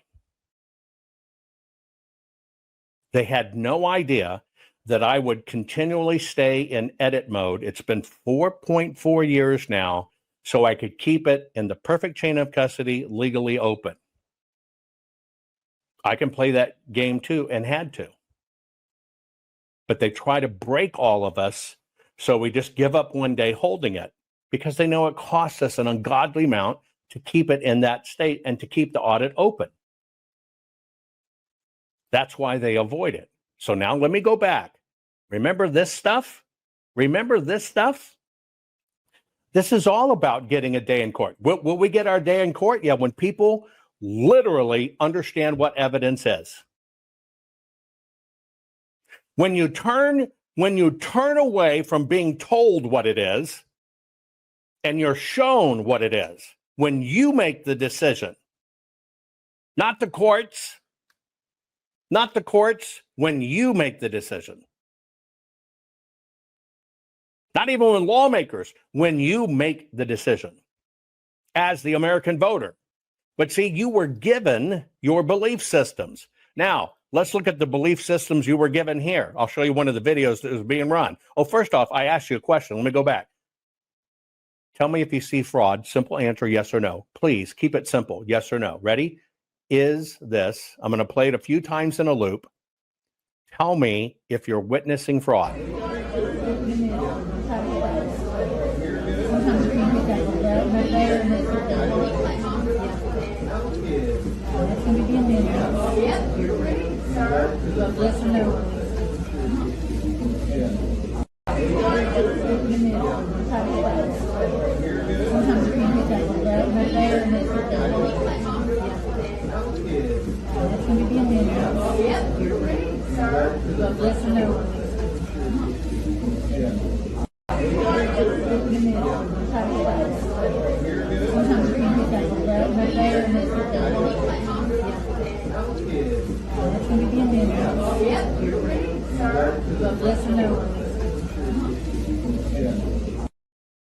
Okay.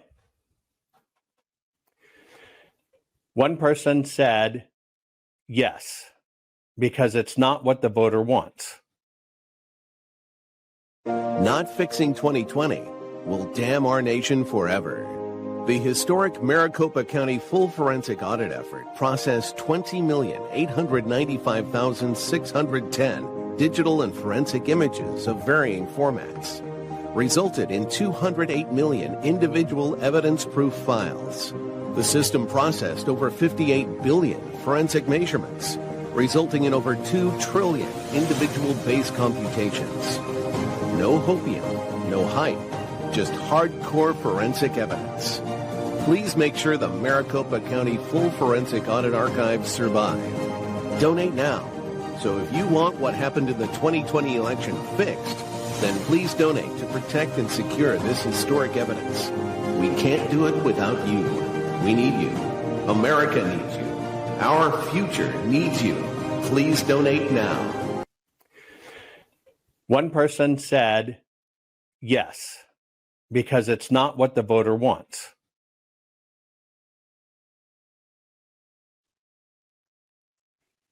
We're in a court of law. We're in a court of law. What did you witness? Did you witness fraud of any kind? No, you actually witnessed a boo-boo or a glitch. Now, the first thing you need to understand, right? The first thing you need to understand is, ready? The way the touchscreens work is they have, we'll just call it tiny microscopic hairs behind them of circuits. So it senses where your finger is. They kind of correct like a grid. But see, people will get online. It was stealing. It was stealing. It was stealing. It was stealing. That was stealing a vote. It was stealing. It was stealing. Well, I want you to understand, there was no vote there. First off, show me the vote.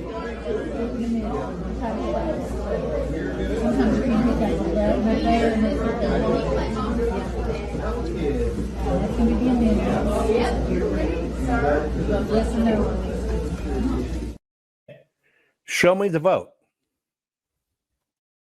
See, this is where people don't understand the law, don't understand the rules, and basically let their emotions rule them. And all of this works its way into cases. You didn't see a single vote on there, no matter what. Do you know why? Because it wasn't all the way through the process. And by the way, when it went all the way through the process, when they hit submit, it only goes to an SD card. That's the casting of a vote. That is not voting, the counting of a vote. So the first thing you got to understand is you got to understand the definition, because when you walked in and you voted on a piece of paper, even a piece of paper, and they go over and they scan it in, say, thank you for voting. Did you vote? No, you did not vote. You cast a ballot. Because that system doesn't matter who the hell you are. See, it still has to make its way from that card into the tally machines. Why do you think they do that?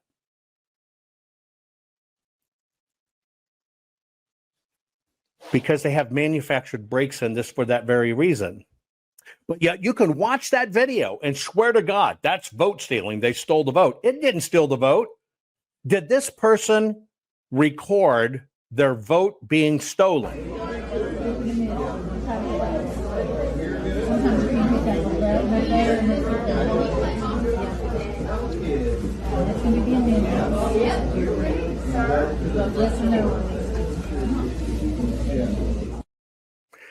What they recorded is the malfunction of a touchscreen.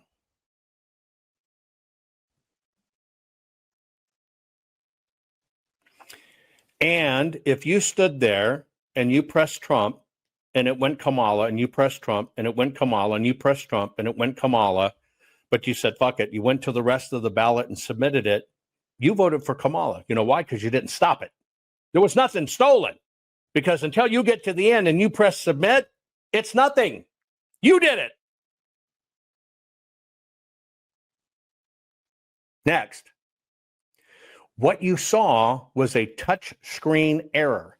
Was that software designed to change the vote?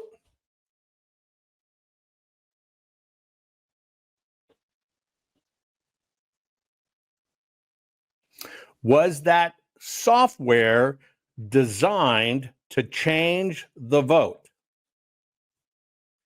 Oh, maybe it got hacked. Yeah, she pushed, the hacker saw it, he undid it. She pushed, the hacker saw it, she undid it. She pushed, the hacker saw it, they undid it. How long would you do that? A lot of you are saying, well, maybe. Does that work in court? Does that work in court? Does that work in court? Let's play this out. It was a hacker. Okay. Trump. Biden, Trump, Biden, Trump, Biden, Trump, Biden, Trump, Biden. What do? Do you finally give up and walk away? Do you finally give up and walk away? Trump, Biden, Trump, Biden, Trump, Biden, Trump, Biden. Every time you press Trump, right? It says Biden. Do you give up and walk away? How many times you would do it? What would you do? Fine, say, fuck it. I'm just going to complete the rest and let it happen. By the way, where you have to confirm at the end you're ready to do it. It's a calculated touchscreen error. Answer the question honestly. They calculated the touchscreen, right? They calculated the touchscreen to change the vote. Watch again. Ready? No, change it back. No, change it back. Okay, well, let's just walk through this. Ready?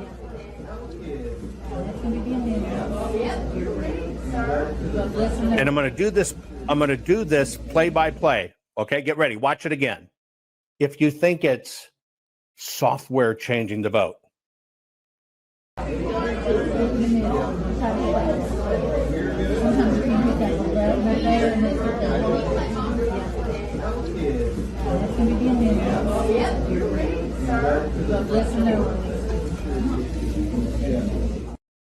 Is that how the software worked?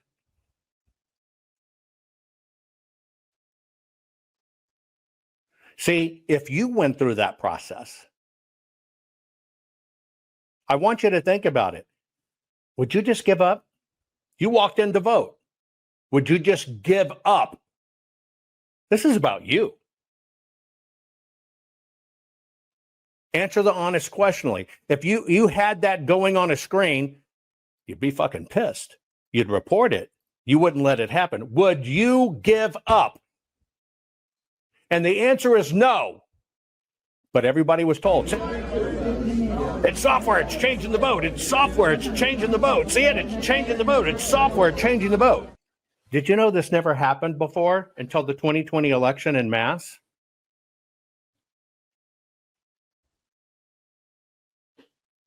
Isn't that interesting?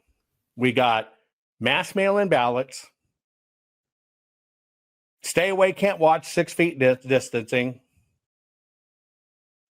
Everybody that's ever possibly been on a voter roll gets a ballot. Stop counting, right? Numbers change on TV. People telling you, look at this. People telling you, look at this. People telling you, look at this. And that was swapping the vote.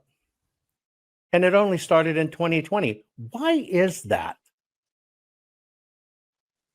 See, when you logically think about it, if that happened to you and you let it happen, well, then damn it, when you got to the end of the screen and clicked submit, you fucking voted for the other person. It's your fault. Do you actually think the system will say, gosh darn it, they'll just give up if we do it 8 times in a row? But let's look at it from a programming standpoint. You tell me it's a program.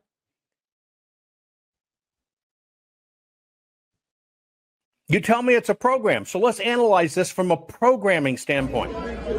Nope, not going to let you vote.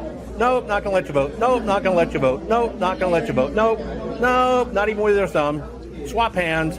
Okay, nope, still not going to let you vote. Nope, still not. Oh, okay, we're going to put it there. Nope, we're going to not let you vote. What was the program? 8 no votes to 1 vote, and that 1 vote will be in. And that was the program. Damn, it executed the program. We've got this cool thing we're going to do. They're going to press 8 times and nothing's going to happen. And because of 8 times nothing happened, when they do it the 9th time, we're going to swap the vote. They're going to be so fucking pissed off, they're just going to let it go through. Use linear thinking. Now, get ready. Get ready. By the way, it was a broken screen. It was a broken screen. But see, you're not even understanding why it was done. Why was it done? What's the second right answer that this phenomenon happened across the country in 2020 in coordination with this other stuff when people had phones or whatever, right? What right was, hang on. Why would it? Why would it? See, because if that program was actually written that way, it was a vote rejector, not a vote changer. But let's look for the second right answer. Why did we get the voting company said they rigged it? Look at this chart. They inserted votes. Oh, on TV, we caught them all. Part of it was to get everybody to do what? Focus on the machines. Let me get you to focus on the machines a little more.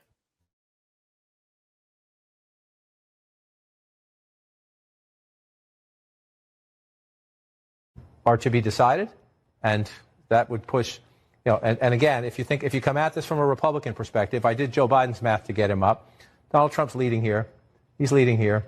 He's leading here. We expect him to win here. That's his. This one's interesting. We expect him to get this, and these normally would be Trump states out here. Alaska. So, again, we're open to being surprised.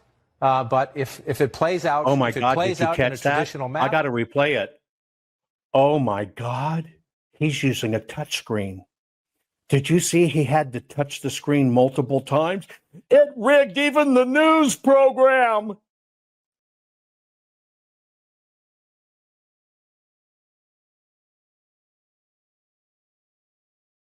are to be decided, and that would push, and again, if you come at this from a Republican perspective, I did Joe Biden's math to get him up.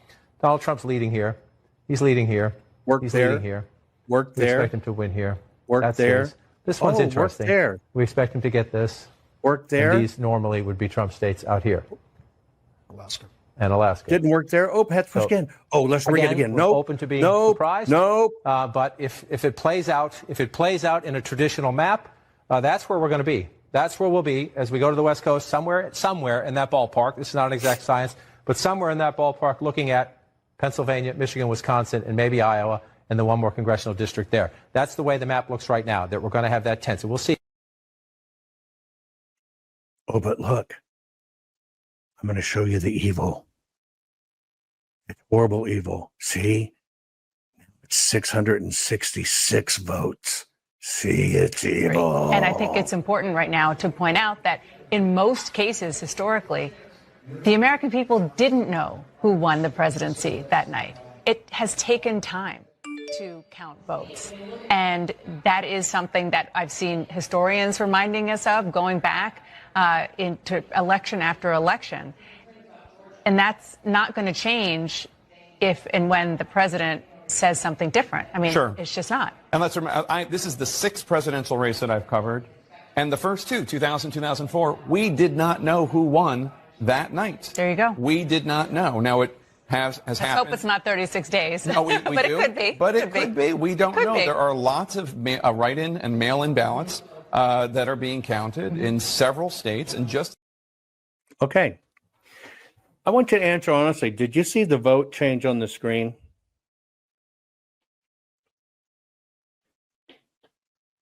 We saw those damn programmers infiltrated CNN and made their buttons not work. See, it's a conspiracy. Well, in reality, you were told once again what to see. And yes, did numbers change on TV? In a court of law. Now I'm asking you a question. Did you see the numbers on the screen? And I'm going to show you this. We're going to play like it's real. Did you see the numbers on the screen change? Yes or no?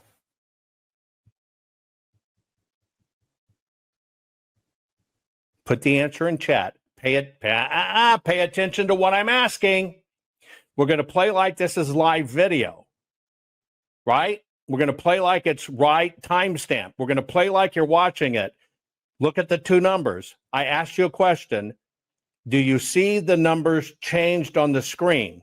Do you see the numbers changed on the screen? Do you see the numbers changed on the screen? Yes or no? You're right, you do.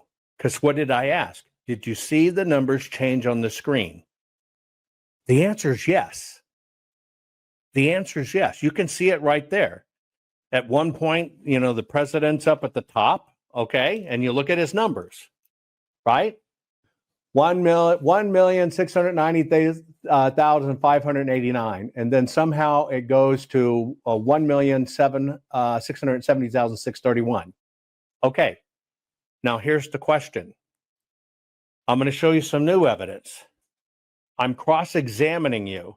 We have all established you saw the numbers change on the screen. Now, I'm the attorney for the bad guys. You're on the stand because you're a witness, because you saw the numbers change on the screen. Get ready. I'm going to show you some new evidence. You're on the witness stand. I am the cross-examining attorney. Please tell me in approximate numbers how many votes changed on the screen.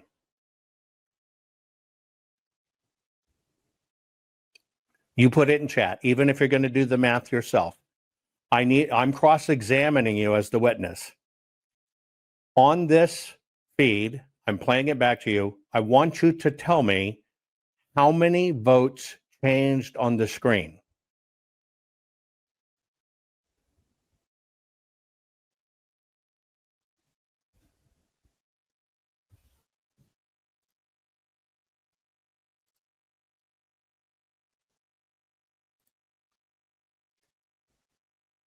How many votes changed on the screen?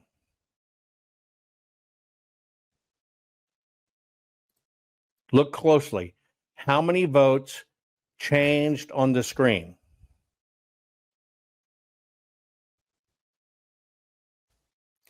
Bingo. Those are not fucking votes, never will be. I asked you if you saw the numbers change. You said yes. Now, I'm the dick attorney and I'm cross-examining you and I want to know how many fucking votes you saw change on the screen. And that is not votes.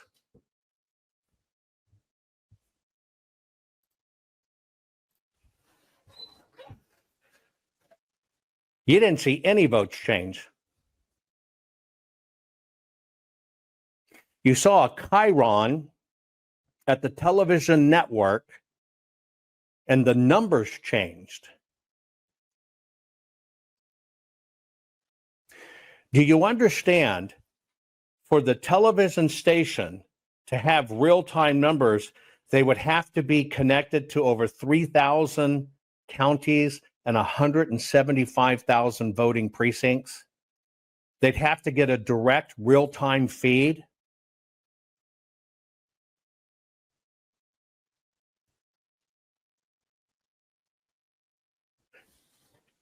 CNN, of all the places in the world, has a direct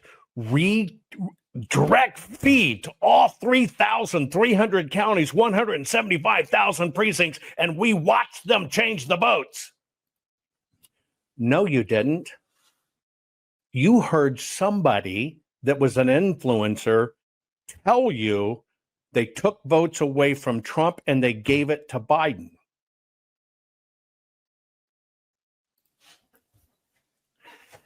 Once again, you repeated what you were told.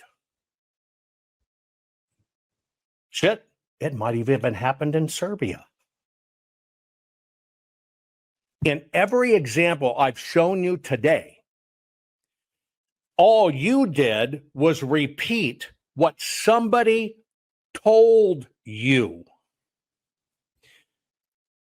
And I'm asking you in a court of law, what is your prosecutable criminal evidence in elections? What you saw was numbers change on a television network's feed. Those are not votes, never have been vote. In fact, it's all dialing for dollars. They get trends and stuff. People enter it into a spreadsheet, and it forms it to what's called chyron. It's not a direct feed, never has been a direct feed. It was put there for entertainment. Why do you think they say, well, our experts haven't called it yet? Because they don't have the numbers. But you were told by influencers who told you we caught them changing the numbers. And when you think that happens, where do you look? It's the machines. You didn't see a single vote change. You didn't see a single vote swapped. You didn't see 20,000 votes taken from Donald Trump given to Joe Biden. See, here's what I want you to understand. Only one audit used their data, looked at everything, and gave you the real-time numbers from cradle to grave, beginning with the printer all the way to the certification.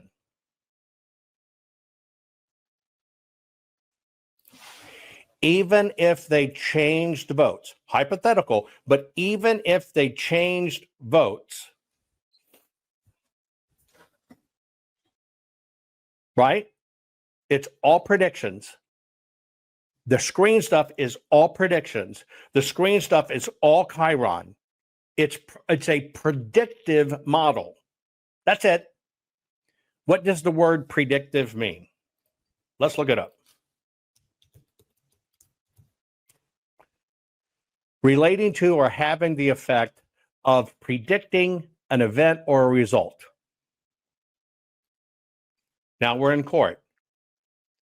Did you see votes change? Or did you see numbers on a screen change? You saw numbers on a screen change. And if we were trying to prosecute it, you call the people who do the numbers. Do you have a feed into every election machine in the United States of America in every precinct? No. How do you get your data? Well, we got about 3,000 college and high school students that call around these numbers. We kind of have like a hotline. We get feeds and we're entering it into our broadcast, so we can do this special feed, which is our product. We can do this special feed to the networks so they have this entertainment thing that started during JFK because it makes good TV. But is that the vote? No.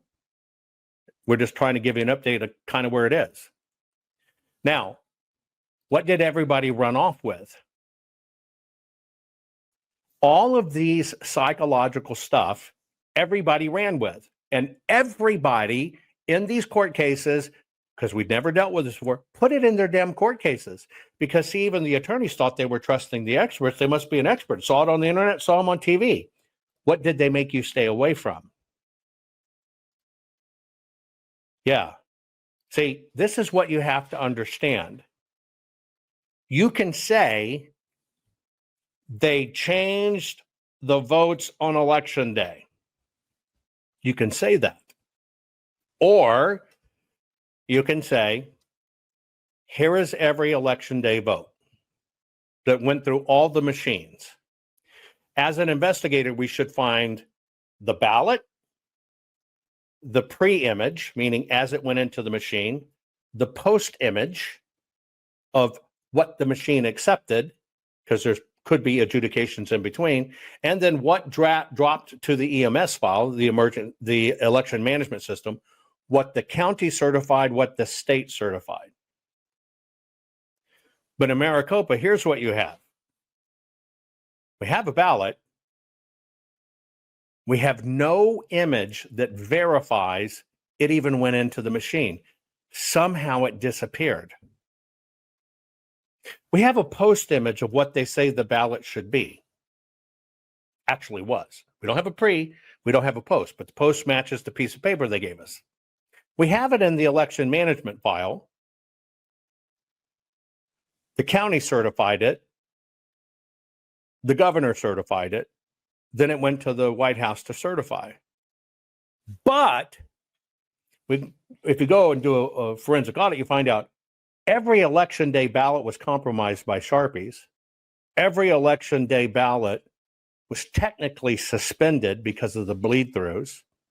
For 28 days, everybody followed the procedure of the 5 signatures required plus the numbers of ballots, except on that very same day. Nobody filled in how many ballots actually came in. And nobody signed they got them. Why would they need that number unknown? Then that was the one drive they delayed for over 4 months. We can see them in the system. They were run in a month later. And then we find out 100% of them were duplicated. They weren't reported as spoiled, but yet they certified them. That's evidence.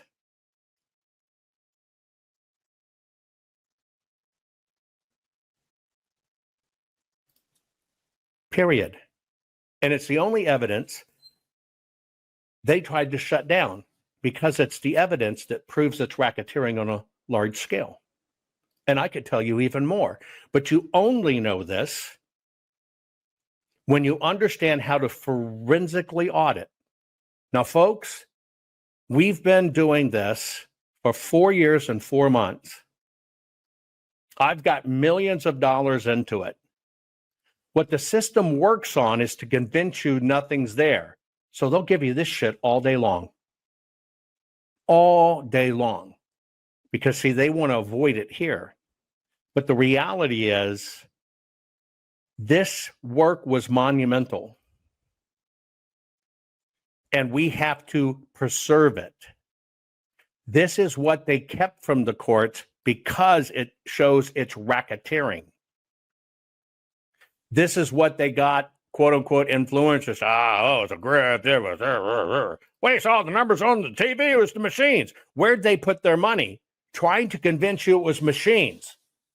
Trying to convince you the head of the voting company just couldn't help himself and had to say on a big Zoom call to everybody, oh, yeah, we did it. Don't worry about it. Are you kidding? We need your help. We need your help. This has to be maintained in perfect custody, which we have. This has to be preserved not only for history, this has to be preserved for everything that we have to do. This is the only thing where you can actually see what happened and is provable in a court of law. This is how it works. They have stretched this out 4 years, but they never accounted for, screw you, I'm just as tough as you. I will wait it out and keep it in custody. That's the game. They try to break you. They try to break you. If they can't break you with lawsuits, right? They try to break you by ending your career. Why do they stay away from this? Because it allows me, even if they went nuts, to present it as evidence. That's the one thing they can't have, present it as evidence. And that's just why 2,000 people, I'll give you an example. One person who's heralded and, election integrity knows what they're doing, worked at the audit. And basically, when it came down to it, and I'm dealing with the Arizona AG, that lady said there was no additional papers used. That's a lie. They only used one paper. Now put that over here. The paper company told us they used different papers. People that worked in the county told us they used multiple papers. 2,000 plus people in the audit that handled the papers and stuff said there were all kinds of different papers. But yet they promoted one person here that said there was nothing. You have to understand how this works. Folks, we're all in this together. It doesn't matter if you're a Democrat or a liberal. It doesn't matter if you love people with bow ties and you buy a shitload of pillows. That is not what this is about. I don't care about that stuff. What I care about is us saving our country. And there's no way to save the country if you yourself can fall for a psyop and point the opposite direction, which is what happened. Chris, thank you so very much for your contribution. Folks, you got a Gibson go at the bottom. Ready? I do this so you can argue what evidence is. I will remind you just so you understand, okay? We processed 20,895,610 digital and forensic images of varying formats. Forensics is the legal standard for evidence. That resulted in 208 million individual proof files. We processed over 58 billion forensic measurements, resulting in a processing power. What we did is 2 trillion individual base computations.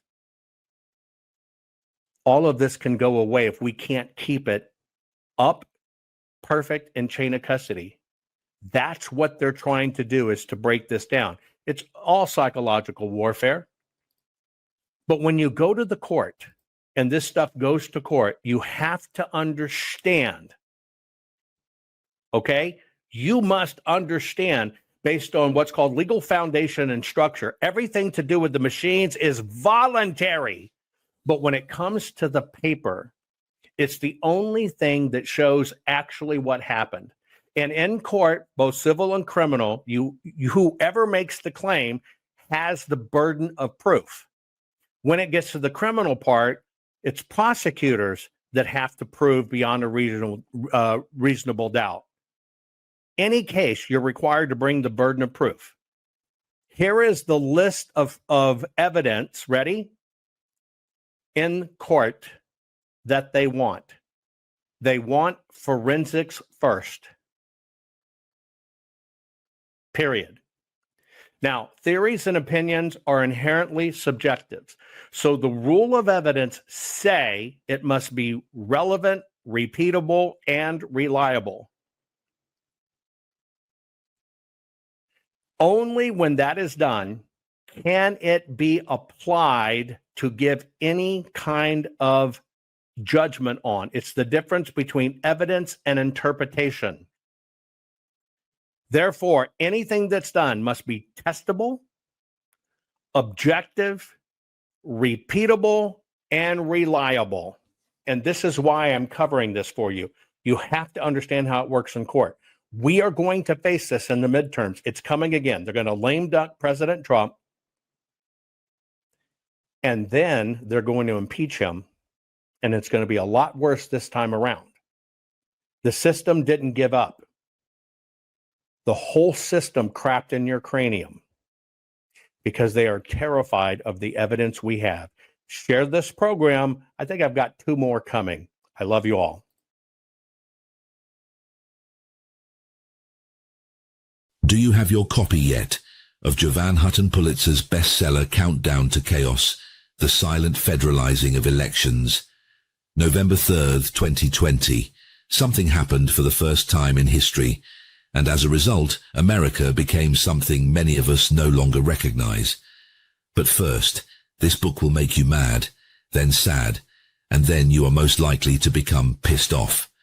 Anger is good, and feelings are good, if you know how to channel those feelings. This book will help you do that, but do not open this book if you can't handle the truth. If you just want to take the blue pill and stay in the matrix, that is your choice. The book is carefully researched and presented in chronological order.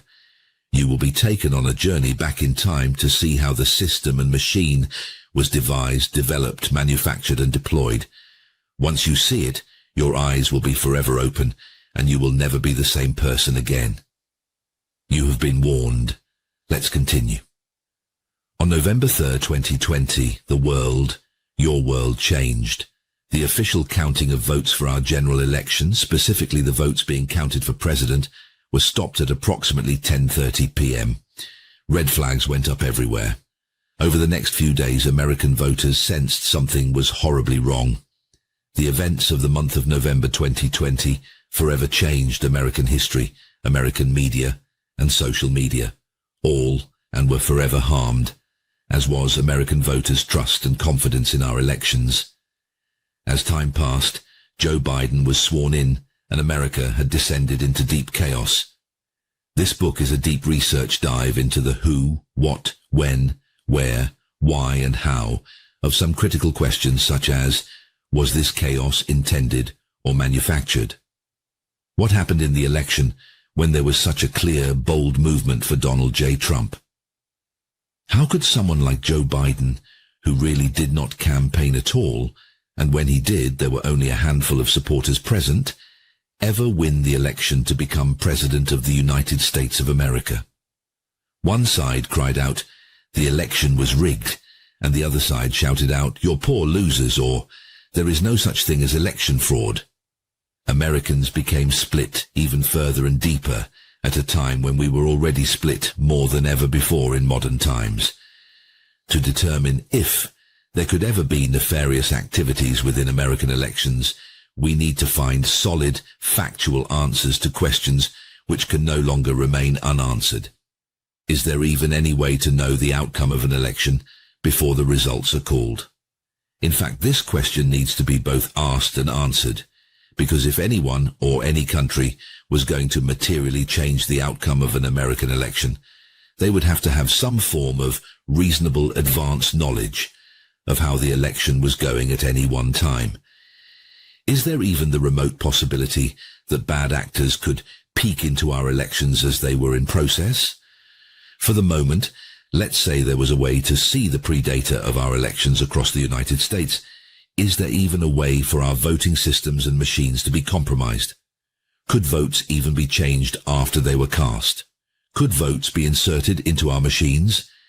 Even if a bad actor wanted to undermine the American elections, how could they ever do it? Would we ever be able to detect such egregious and nefarious violations of the American voting systems? Wouldn't it take thousands of criminals to pull something like that off? How could it even be done when the media tells us there is no such things as election fraud? Why, if so many people and professionals have looked, has no hard evidence ever come to light? You need facts. You'll need answers. Find those answers in Jovan Hutton Pulitzer's bestseller, Countdown to Chaos, The